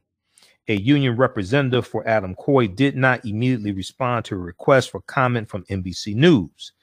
Adam Coy could still face criminal charges in the shooting. Franklin County Prosecutor Ron O'Brien appointed Ohio Attorney General Dave Yost, YOST, as a special prosecutor to conduct an investigation of Andre Hill's case. The Fraternal Order of Police has previously released a statement urging calm until the investigations into the shooting are complete. While the statement did not mention Adam Coy by name, it did say, quote, every citizen, including officers, deserves due process, end quote. Usually if it's a situation where the officer is like totally innocent, Fraternal Order of Police would have said that in the statement. Usually if it's a situation where the officer is like totally innocent, they wouldn't say, we're calling for calm and until the investigations to the shootings are complete. They say, no, the officer didn't do anything wrong. They say, no, the officer didn't do anything wrong. The officer feared for his life, blah, blah, blah, blah, blah. Quote, this is what accountability looks like. Police Chief Thomas Quinlan said Monday following Pettis' decision. The quote, the evidence provided solid rationale for termination. Mr. Coy will now have to answer to the state investigators for the death of Andre Hill, end quote. All right, so Andre Maurice Hill was a guest of the homeowner and had not committed a crime when two officers approached the garage he was standing in around 1:30 a.m. last week. Both officers who interacted with Hill failed to activate their body-worn cameras until immediately after the shooting, a violation of department protocol. Okay, so check out this article here from NBC News. So, you know, first step, this is towards the beginning of this whole process. So firing is the first step. Next step is to indict them on charges, arrest them, have a trial, convict them based upon the evidence, and then sentence them to prison. Ohio officer who fatally shot Andre Hill in Columbus is fired. This is from NBCnews.com, December 28th, 2020. Let's see, where are we here? Oh, okay. We're going to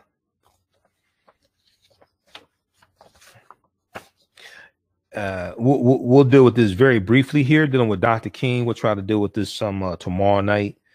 And also today is the birthday of Dr. Cheikh Anta Diop. We'll talk about him just a little bit, then we have to get out of here. So Black Information News, BINnews.com, had an article from December 28th that I saw. We posted this on our Facebook fan page, the African History Network. NYPD officer who saved MLK's life, Dr. Martin Luther King Jr.'s life, after 1958 stabbing, dies at age 93. Okay, dies at age 93. How's everybody doing watching? Ricky and Sylvia, Charles, Michael, just a few of the people watching. Everybody share this broadcast on your social media platforms. Invite your friends to tune in also. If you like this type of information, you can donate to the African History Network. $ the AHN show through Cash App, $ the AHN show through Cash App, then also through PayPal, paypal.me / the AHN show, paypal.me / the AHN show.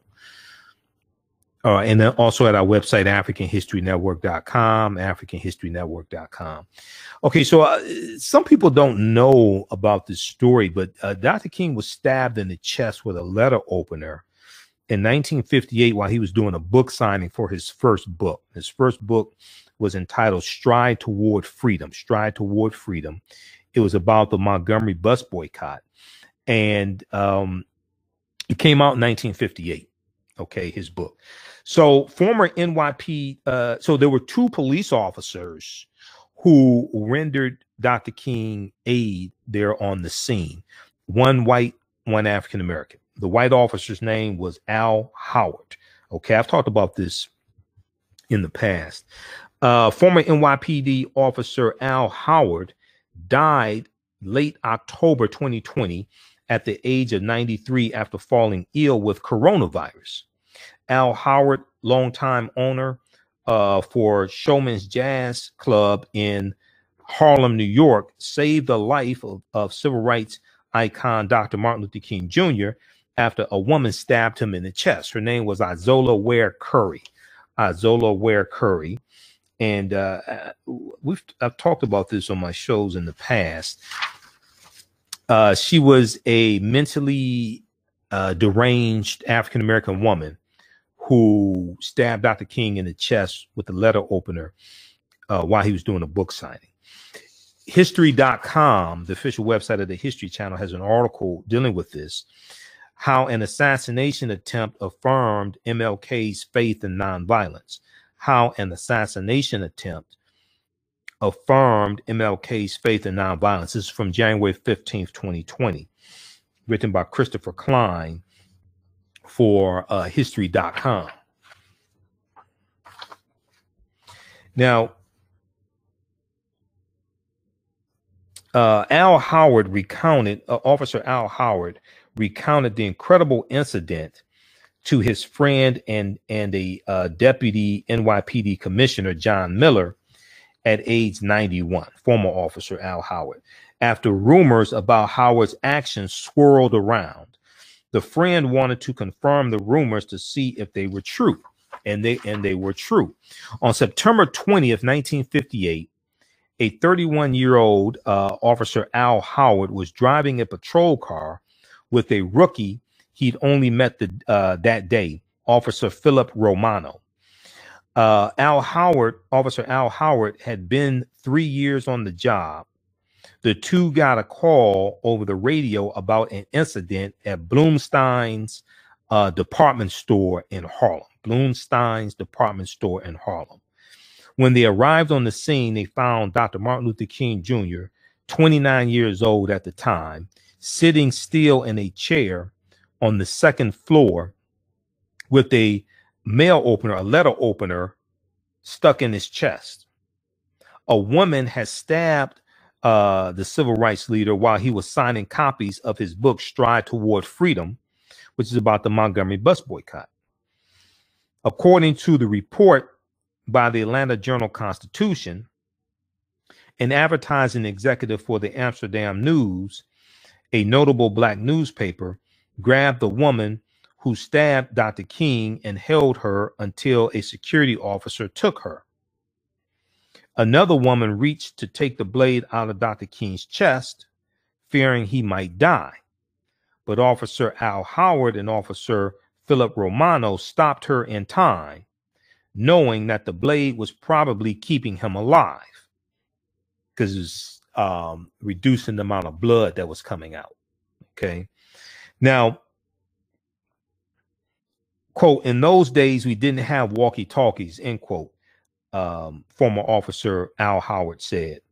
He told this to Spring 3100, an internal police department magazine, in an interview years afterwards. Quote, the only radio we had was the one in the patrol car. We were entirely on our own. And believe me, it was some predicament, end quote. Now, in his retelling of the story to Miller, Al Howard said he got to a telephone and called Harlem Hospital. A doctor told them to leave the blade in and that they'd send an ambulance. Officer Al Howard noticed the growing crowd and asked the doctor to send the ambulance to the back of the store. From there, the two officers created a diversion to get Dr. King to the hospital quickly and safely. Officer Al Howard went to the front of the store where the crowd was and announced that Dr. King would be coming through the front door and asked for a path to be cleared. It worked. And Officer Al Howard stayed out front as if he was waiting for the ambulance. Meanwhile, Officer Philip Romano and others carried a still seated Dr. King to the ambulance via the back entrance on 124th Street. Now, doctors at Harlem Hospital saved Dr. King's life, a miraculous feat after the blade had almost struck his aorta valve. Now, authorities arrested and charged Isola Ware Curry, Curry, a woman who experienced mental illness and believed Dr. King and others had been following her. She was charged with the stabbing.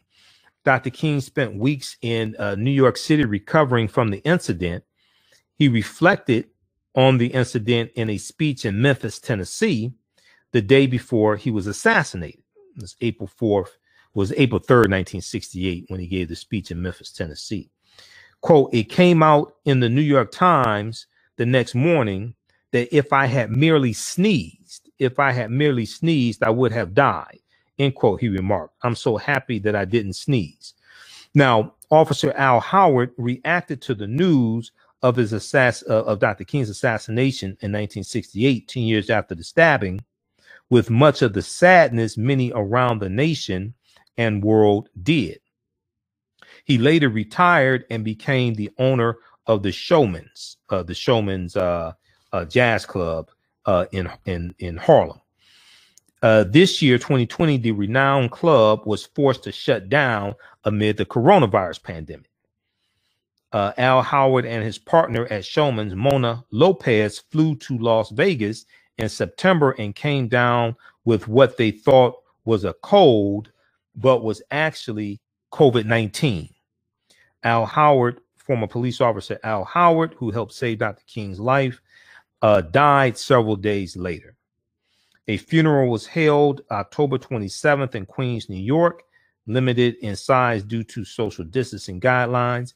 His grandson, Malik Howard, read from an obituary that listed several of his accomplishments, including his heroic efforts to save Dr. King's life. So check out this article here from BINnews.com, Black Information Network, BINnews.com. Check out this article and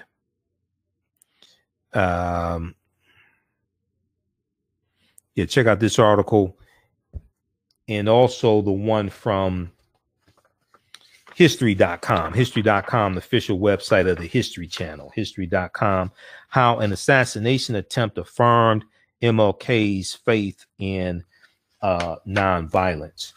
And then there was one from, I think it was the New York Daily News or something like that. There was a article. I was trying to find it before doing today's show. It It was dealing with the two officers who helped save Dr. King's life. Maybe it's this one here. I think it was this one here from the Daily Beast. The black and white man who saved Martin Luther King's life. I think maybe it was this one right here. This is from the Daily Beast. The black and white man who saved Martin Luther King's life. Because I remember it was a few years ago that I read the article. Let's see here. Yeah, Al Howard and Philip Romano.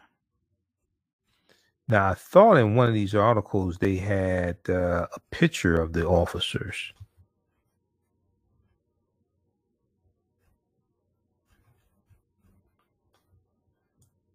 Let me look at something here. Oh, come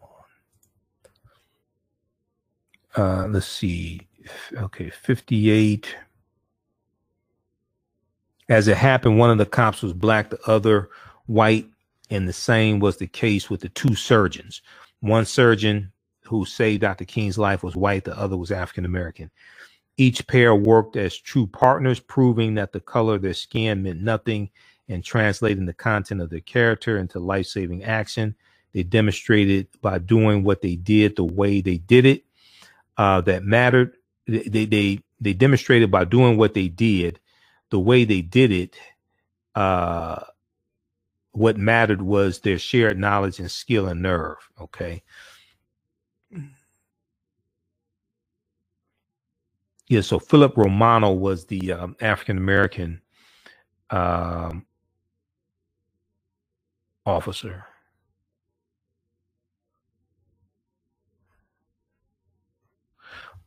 All right. Check out this article here from the Daily Beast. The black and white men who saved Martin Luther King's life. The black and white men who saved Martin Luther King's life. So one officer was white, one was African American, one surgeon was white, one surgeon was African American also. Check that out from the dailybeast.com, and that is by Michael Daly from August 14th, 2017. Originally published January 20th, 2014, updated April 14th, 2017. With blackbusinesstee.com, the messages are clear and meaningful. Keep your business in the black and out of the red. Mind your black business. Know your numbers and plan strategically. Black Business Boss, lead your industry. Support black business, encourage, patronize, and uplift one another. Blackbusinesstee.com currently has products sold in Detroit, Atlanta, Chicago, and Los Angeles, with proceeds returned to the black community. They have a wide selection of hoodies, t-shirts, mugs, hats, sweatshirts that support black-owned businesses. Visit the website blackbusinesstee.com. That's blackbusinesstee.com.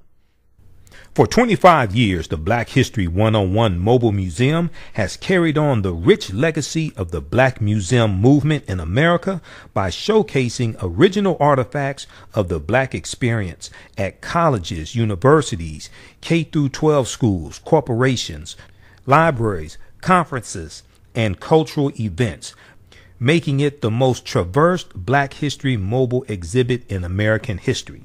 Dr. Khalid El Hakim is the founder of the Black History 101 Mobile Museum, and he is a highly sought-after public speaker on topics of Black history, social studies, education, museum studies, hip-hop, and race relations.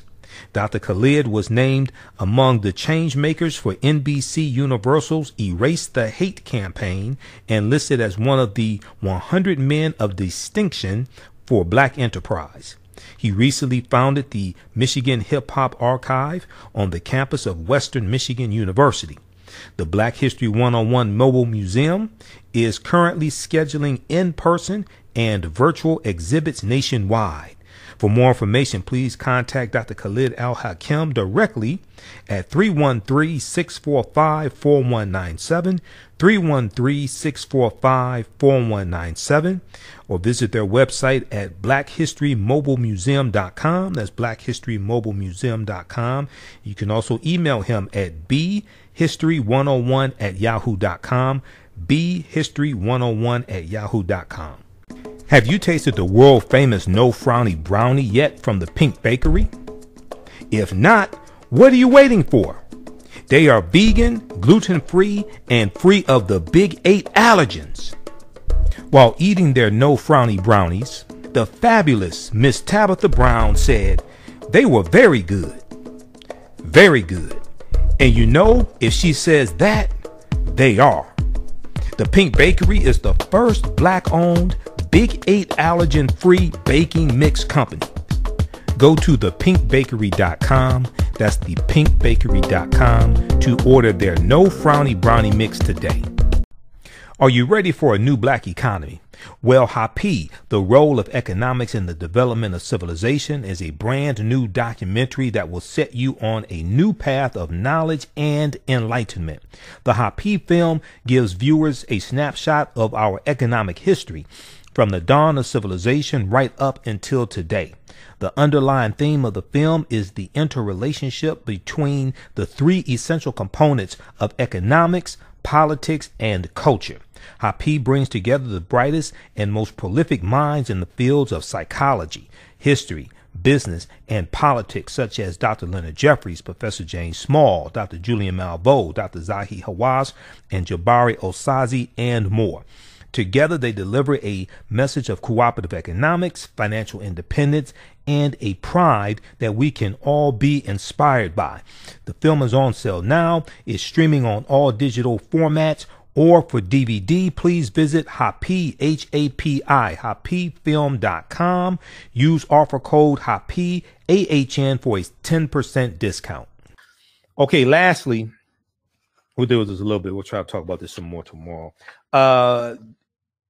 December 29th, 1923 is the birth date of Dr. Cheikh Anta Diop. Dr. Cheikh Anta Diop, brilliant historian, anthropologist, grandmaster scholar, warrior, Dr. Cheikh Anta Diop. And he was an author, a linguist. When you study African history, and you study people like Dr. John Henrik Clarke, Dr. Yusuf Ben Yakanin, you're going to find out about Dr. Cheikh Anta Diop also. Okay. Just a second here. All right, everybody, share this broadcast on your social media platforms. All right, let's continue. So, and let's pull this up here. Blackpast.org has a article about Dr. Cheikh Anta Diop. We posted it on our Facebook fan page today, The African History Network, The African History Network. And let me see, what do we have in birthday celebrations also with celebrities? We posted that as well. Let me take a look at that. We've got, Makai Pfeiffer. Okay. So today is the birth date of actor Makai Pfeiffer, born December 29th, 1974. He turns 46 years old today. His more notable roles have been as Dr. Greg Pratt on NBC's long-running medical drama ER, and Lim. He played Lim on Soul Food, the movie Soul Food in 1997. And, he played a good portrayal as Lim, but Darren DeWitt Henson, when I think of Lim from Soul Food, I think of Darren DeWitt Henson because of the TV show Soul Food. Fantastic, fantastic show. I still watch it in reruns. That was one of my favorite shows. That was the only reason why I had Showtime. When Soul Food ended, I got rid of Showtime. There's nothing else on Showtime I wanted to see. I had Showtime for Soul Food because when Soul Food on, it was Showtime. Okay. So he also played Mitch in the movie Paid in Full in 2002, and had a co-starring role opposite Eminem as Future in the feature film 8 Mile. It came out in 2002 also. And now 8 Mile is the road that separates Detroit from the suburbs, 8 Mile Road. Now, Makai Pfeiffer was a recurring cast member on the Fox crime show Lie to Me in the role of Ben Reynolds before season 3, and also starred as CIA agent Rex Matheson in Torchwood Miracle Day. In 1994, Makai Pfeiffer attended an open casting call for director Spike Lee's Clockers, beating over 1,000 others to get the lead role as a narcotics dealer embroiled in a murder cover-up. Makai Pfeiffer followed the role with another in the comedy spoof feature High School High, which also starred his former wife, Melinda Williams. Okay. Melinda Williams is going to go on to portray Bird on the TV show Soul Food. All right. Now, I didn't know he had been married to Melinda Williams. I guess that shows he has good taste, because she's still fine, Melinda Williams. But in Melinda Williams, I first saw her she was on 2 episodes of The Cosby Show that I know of. One episode, she was a friend of Tempest Bledsoe's character, Vanessa. That was the one. She was the one who was smoking cigarettes in Vanessa's room. Okay. And then another episode, she was the girlfriend of a boy that Vanessa liked. Okay. And so she had 2 different roles on the Cosby Show.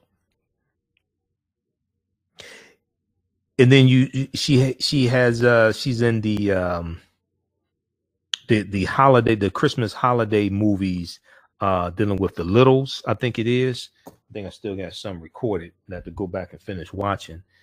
What is that? What is that called? The Merry Little, is that the one? Merry Little Christmas?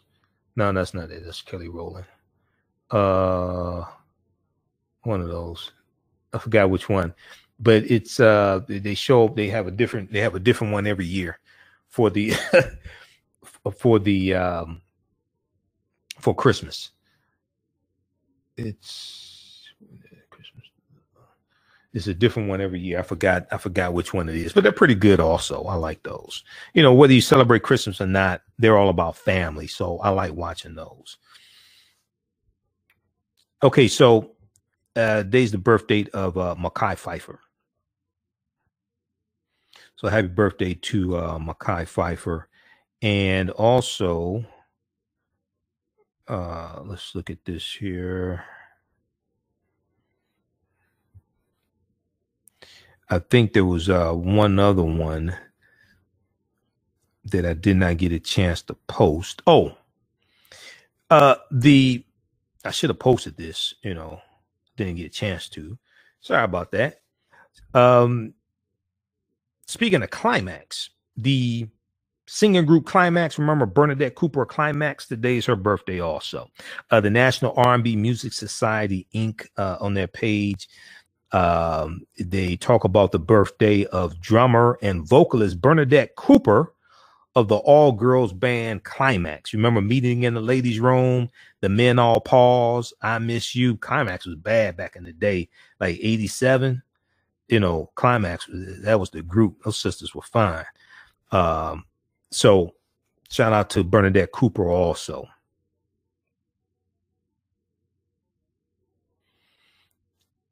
All right. Now, Dr. Cheikh Anta Diop is a distinguished historian and Pan-Africanist political leader. Dr. Cheikh Anta Diop was born in Senegal on December 23rd, 1933, to a Muslim Wolof family, W-O-L-O-F, Wolof. That's the high culture or the tribe or the nation, the Wolof, okay? Part of the peasant class his family belonged to the African Mouride Islamic sect, Mouride. Not sure how to pronounce that. Diop grew up in both Quranic and French colonial schools. Upon completing his bachelor's degree in Senegal, Diop moved to Paris, France, where he began his graduate studies at the Sorbonne in 1946 in physics. Once at the Sorbonne, however, Cheikh Anta Diop became involved in the African students' anti-colonial movement, where young intellectuals worked for African independence.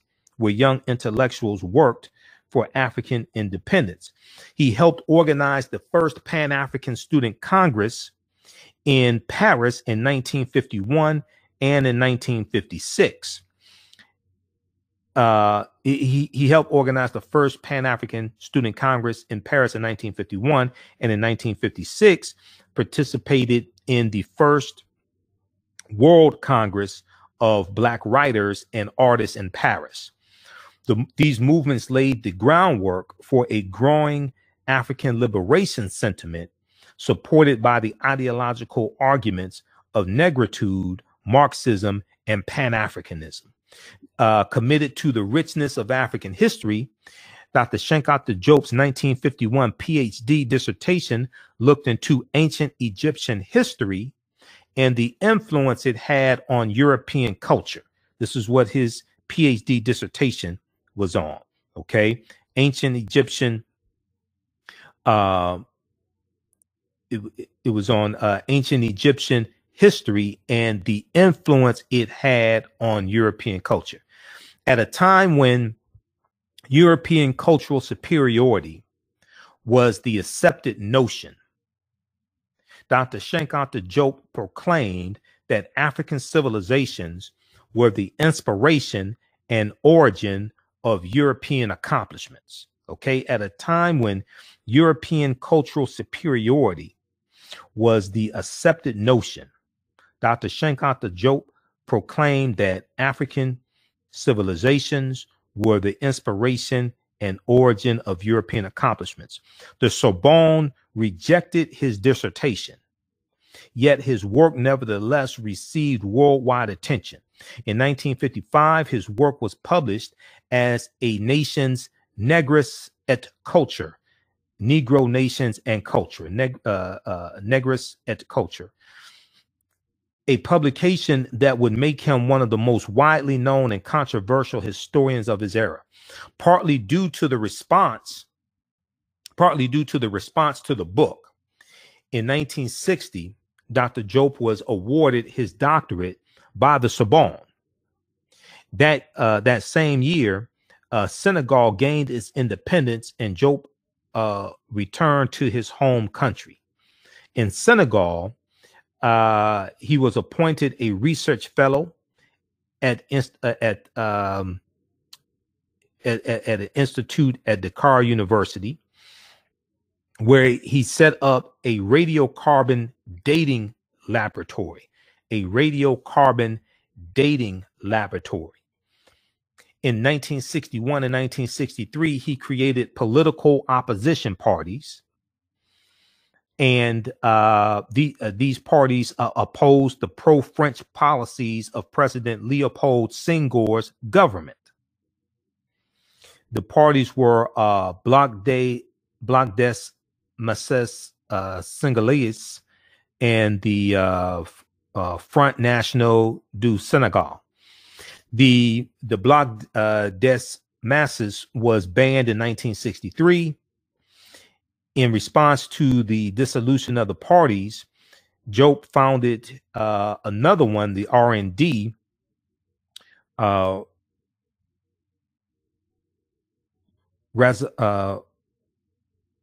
Resemblement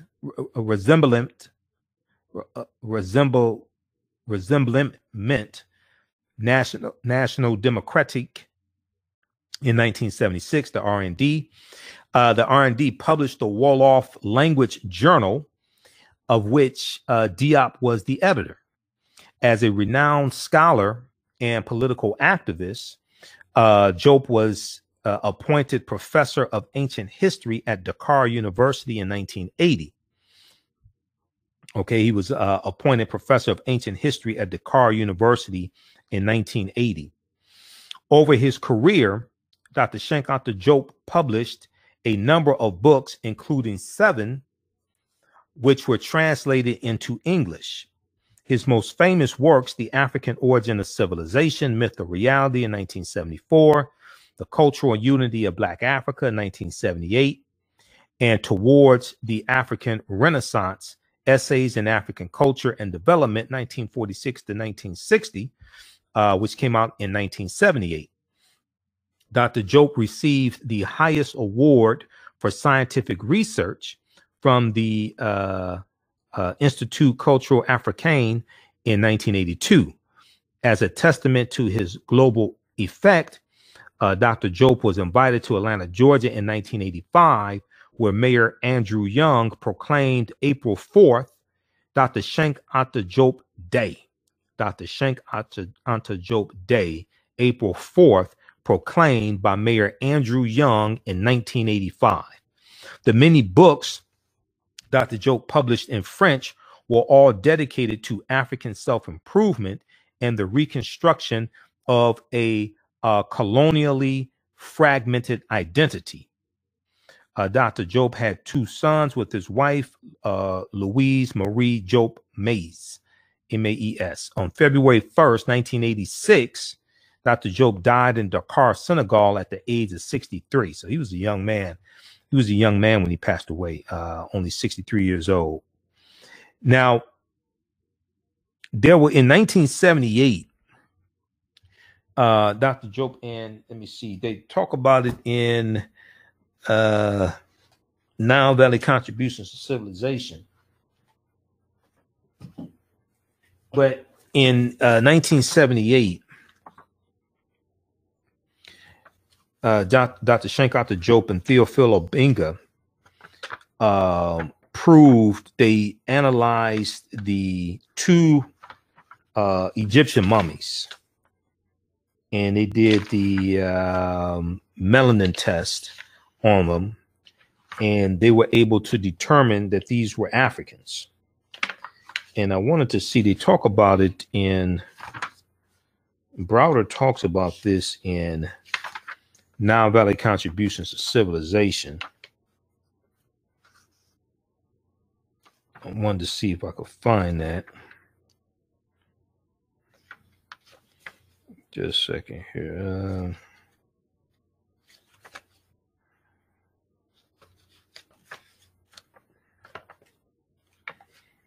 But, oh, let's see. It's recent.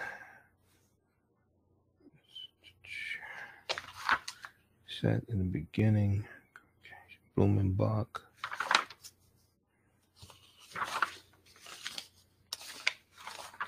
It's somewhere in here, and it's. I have to look at another source for it. But, wait, hold on. The General Consensus, UNESCO. Oh, yeah, here we go. Page 20. The general consensus reached, okay, Dr. Obenga's paper was entitled The Peopling of Ancient Egypt and the Deciphering of the Meroitic Script. He provided data which confirmed the existence of substantial linguistic relationships between the ancient Egyptian language and traditional African languages. The papers presented by Dr. Cheikh Anta Diop and Dr. Théophile Obenga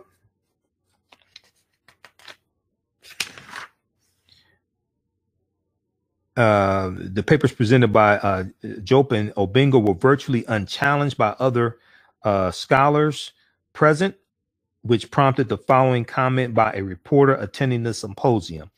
Although the preparatory working paper sent out by UNESCO gave particulars of what was desired, not all participants had prepared communications comparable with the painstakingly researched contributions of Professor Cheikh Anta Diop and Obenga.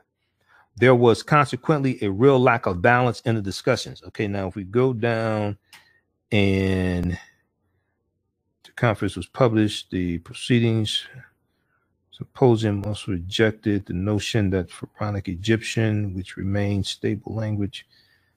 Okay, where's the Melanin Dosage test? One of the most significant revelations presented at the Cairo Symposium, this is in 1978, was Diop's development of the Melanin Dosage test. The Melanin Dosage test. This one simple test provided the means by which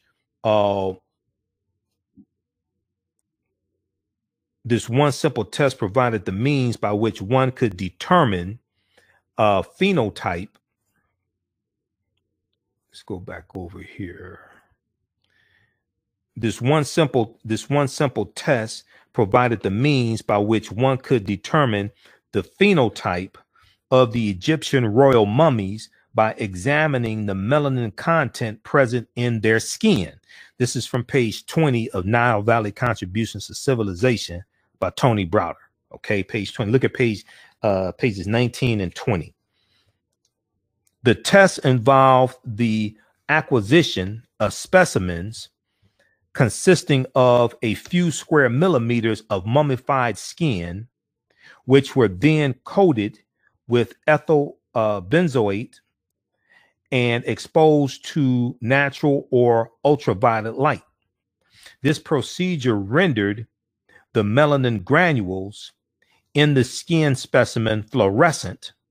Okay, this procedure rendered the melanin granules in the skin specimen fluorescent, thus enabling them to be counted by Dr. Cheikh Anta Diop, who stated that the experiments, quote, show a melanin level which is non-existent in the white-skinned races.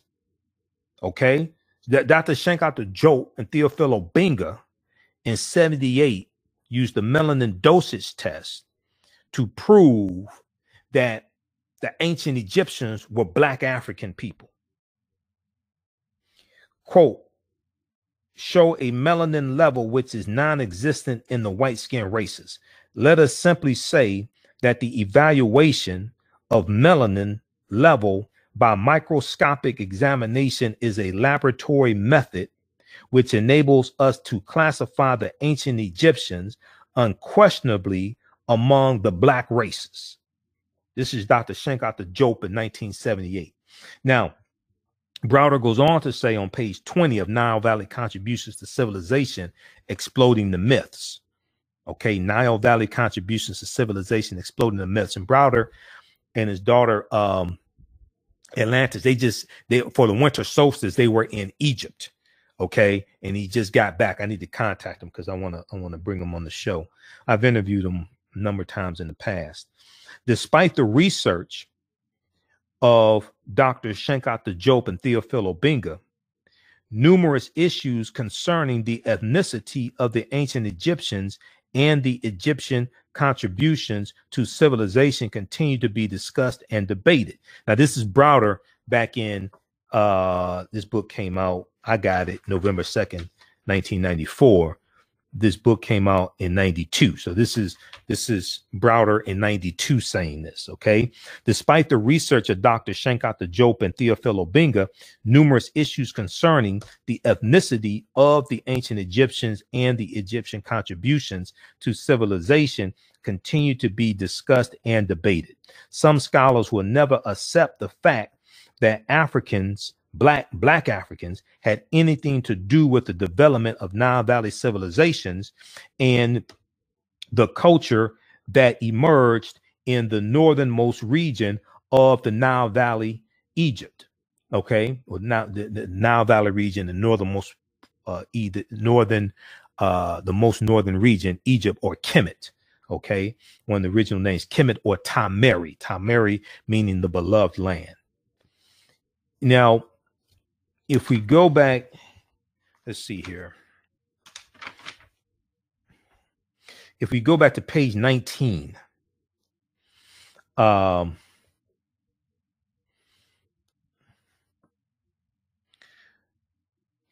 where are we on time?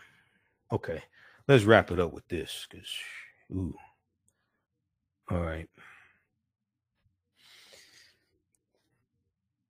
between 1775 and 1800. He's talking about the University of Göttingen in Germany. It looks like he's talking about Dr. Johann Friedrich Blumenbach, and Blumenbach coined the term Caucasian in 1779. And Blumenbach was one of the men who helped stratify humanity into races. Blumenbach produced the first scholarly work on human racial classification and invented the term Caucasian. Between 1775 and 1800, Göttingen established the concept of the science of antiquity upon which future universities would build. They're talking about the University of Göttingen in Germany. That's where Dr. Johann Friedrich Blumenbach taught. Okay. Upon which future universities would build. The slanted and distorted research which emerged from this institution, quote, established much of the intellectual framework within which later research and publication within the new professional discipline was carried out, end quote, states Martin Banal. Okay. And he's citing Martin Banal, author of Black Athena, the Afro-Asiatic roots of Greece. The myths that were created at the University of Göttingen in Germany have held sway in academia for more than 200 years. Very few scholars took seriously any theory that conflicted with the accepted belief that ancient Egyptians could have been anything other than Caucasian. Okay, very few scholars took seriously any theory that conflicted with the accepted belief that ancient Egyptians could have been anything other than Caucasian. But in the early 1970s, these biases were scholarly, intellectually, and scientifically challenged by two sons of Africa, the late Senegalese multidisciplinarian Dr. Cheikh Anta Diop and his associate from Gabon, Dr. Théophile Obenga. Dr. Cheikh Anta Diop and Théophile Obenga both presented papers at the Cairo Symposium, which unequivocally destroyed the myths of Black racial inferiority. From January 28th through February 3rd, 1974, the United Nations Educational, Scientific, and Cultural Organization, UNESCO, United Nations Educational, Scientific, and Cultural Organization, also known as UNESCO, sponsored the symposium, which was held in the capital of Egypt, Cairo. The symposium was attended by 20 of the most prominent Egyptologists in the world at the time, who assembled to debate, among other topics, the race of the ancient Egyptians. Dr. Cheikh Anta Diop was a brilliant scientist who held degrees in Egyptology, physics, linguistics, and anthropology. He was regarded by his contemporaries as the Pharaoh of African Studies. Dr. Cheikh Anta Diop presented a paper entitled Origins of the Ancient Egyptians, and argued irrefutably that there were 11 categories of evidence to support the thesis that the ancient Egyptians were indigenous Black Africans. Dr. Cheikh Anta Diop presented a paper entitled Origins of the Ancient Egyptians. And in this paper argued irrefutably that there were 11 categories of evidence to support the thesis that the ancient Egyptians were indigenous Black Africans. And then Dr. Théophile Obenga's paper was entitled The Peopling of Ancient Egypt and the Deciphering of the Meroitic Script.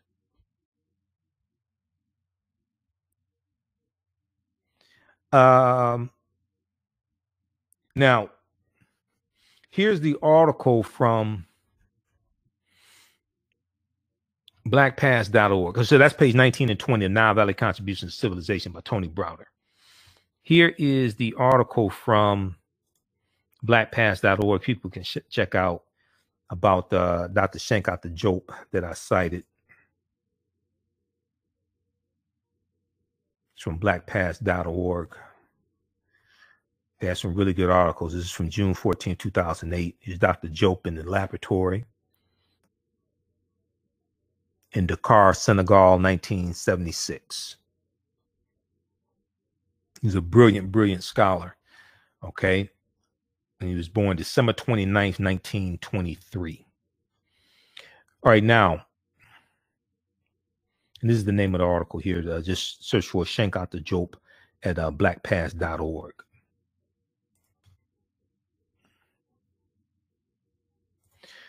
Okay, lastly, in the book by Dr. David Imhotep, The First Americans Were Africans, Documented Evidence. In here, he talks about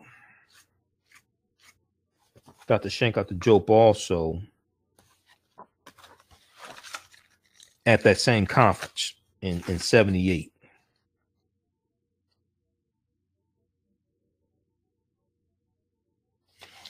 And let me see, is this what I want? What does that mean? Okay, so he talks about the conference of 74 in Cairo. 20 scholars invited. The conference, only 2 were black, Cheikh Anta Diop and Theophilus Benga. At the end of the conference, all agreed, however, that the ancient Egyptians were black. The record shows that Dr.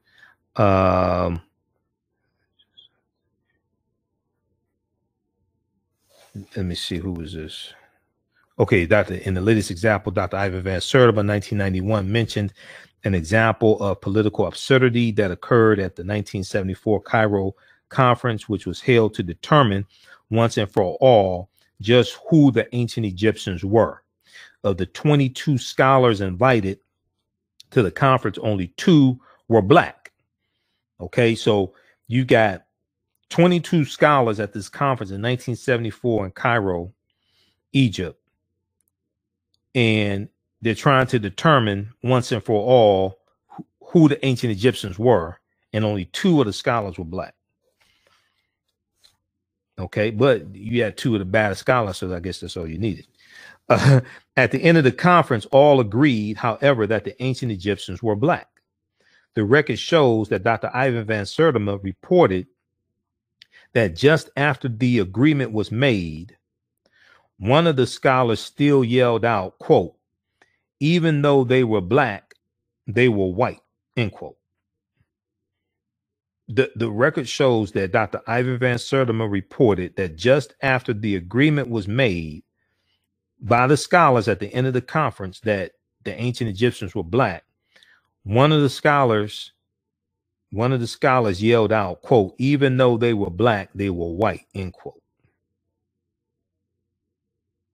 The example above is similar to one that occurred when Stephen Anitai wrote an article in 2007 entitled "The First Americans Were Black." The first Americans were black. The article is written very similarly to other Australian American migration articles. After Stephen Anitai, Anitei, wrote and admitted that, quote, "the first inhabitants of the Americas belonged to the Negro type," blacks in parentheses, "the first inhabitants of the Americas belonged to the Negro type," blacks in parentheses. However, you do not have to think they were of the African type. He goes on to say, you do not have to think they were of the African type. They belong to a racial group called the Black Asians, end quote. So Dr. David Imhotep asked the question, what does that mean? If Stephen Anitai mentioned that Black Asians do belong to the Negro type, but at the same time says you do not have to think they were Africans. What message was he actually trying to convey? So he's trying to say, well, even though they were Negroes, they weren't really like black. They were just like, you know, kind of like dark skin. They were like dark Asians. They weren't like black. Okay, they were like dark Asians. They were something other than black. Okay, they're dark. You know, they were the Egyptians. They were dark, but they were like more like dark Caucasians. They weren't like Negroes. They weren't like blackety black. You know, they were like dark skinned Caucasians. Okay. All right. This is what was that, page 12, I think it was. The first Americans were Africans, documented evidence by Dr. David Imhotep. The first Americans were Africans, documented evidence by Dr. David Imhotep. All right, so hey, we've got my presentations dealing with the history of Kwanzaa. We have a 4-lecture bundle pack. From Kwanzaa to Wakanda, from Kwanzaa to Wakanda. Check that out. It is in digital download format and DVD format. Digital download is $8. DVD is $10. It's available at AfricanHistoryNetwork.com. AfricanHistoryNetwork.com. Also, we just posted the link there as well. And we also have my 3-hour presentation, Ancient Kemet, the Moors, and the Ma'afa, Understanding the Transatlantic Slave Trade, What They Didn't Teach You in School. Ancient Kemet, the Moors, and the Ma'afa, Understanding the Transatlantic Slave Trade. That's the wrong one. It's Ancient Kemet, the Winter Solstice, and the History of Christmas. Okay, that was the online course that I taught, Ancient Kemet, the Moors, and the Ma'afa. Ancient Kemet, the Winter Solstice, and the History of Christmas. That's the one I'm looking for. Okay, that's a 3-hour presentation. We have that on DVD and digital download also. That's available at AfricanHistoryNetwork.com as well. So that deals with the pre-Christian origins of Christmas. Okay, this is a deep presentation. I'm doing a PowerPoint presentation. We deal with the pre-Christian origins of Christmas. In, you know, hundreds of years of history, thousands of years of history as well. That's at AfricanHistoryNetwork.com. And then also the online course that I teach, we have it in all on demand. Ancient Kemet, the Moors, and the Ma'afa, Understanding the Transatlantic Slave Trade, What They Didn't Teach You in School. Ancient Kemet, the Moors, and the Ma'afa, Understanding the Transatlantic Slave Trade, What They Didn't Teach You in School. That is a 16-hour online course. Is broken up into 8 sessions. It's all on demand. Watch it at your own pace. That's on sale, $80. Watch from around the world. I'm doing a PowerPoint presentation. We have video clips. We have bonus content. Deal with thousands of years of history. Ancient Kemet, the Moors, and the Ma'afa, Understanding the Transatlantic Slave Trade, What They Didn't Teach You in School. Okay. All right, we'll post that link here. Also, it's also at our website, AfricanHistoryNetwork.com. All right, look, we got to get out of here. Thanks for tuning in. We're here Monday through Friday, 11 p.m. to 12 midnight Eastern Standard Time. We keep going over. And Sundays, 9 p.m. to 11 p.m. Eastern Standard Time also. Remember, at the African History Network, we focus on educating, empowering, and inspiring people of African descent throughout the diaspora and around the world. Because right now it's correct wrong behavior. It's not over till we win. Wakanda forever. And talk to you tomorrow night. Peace. Thanks for tuning in.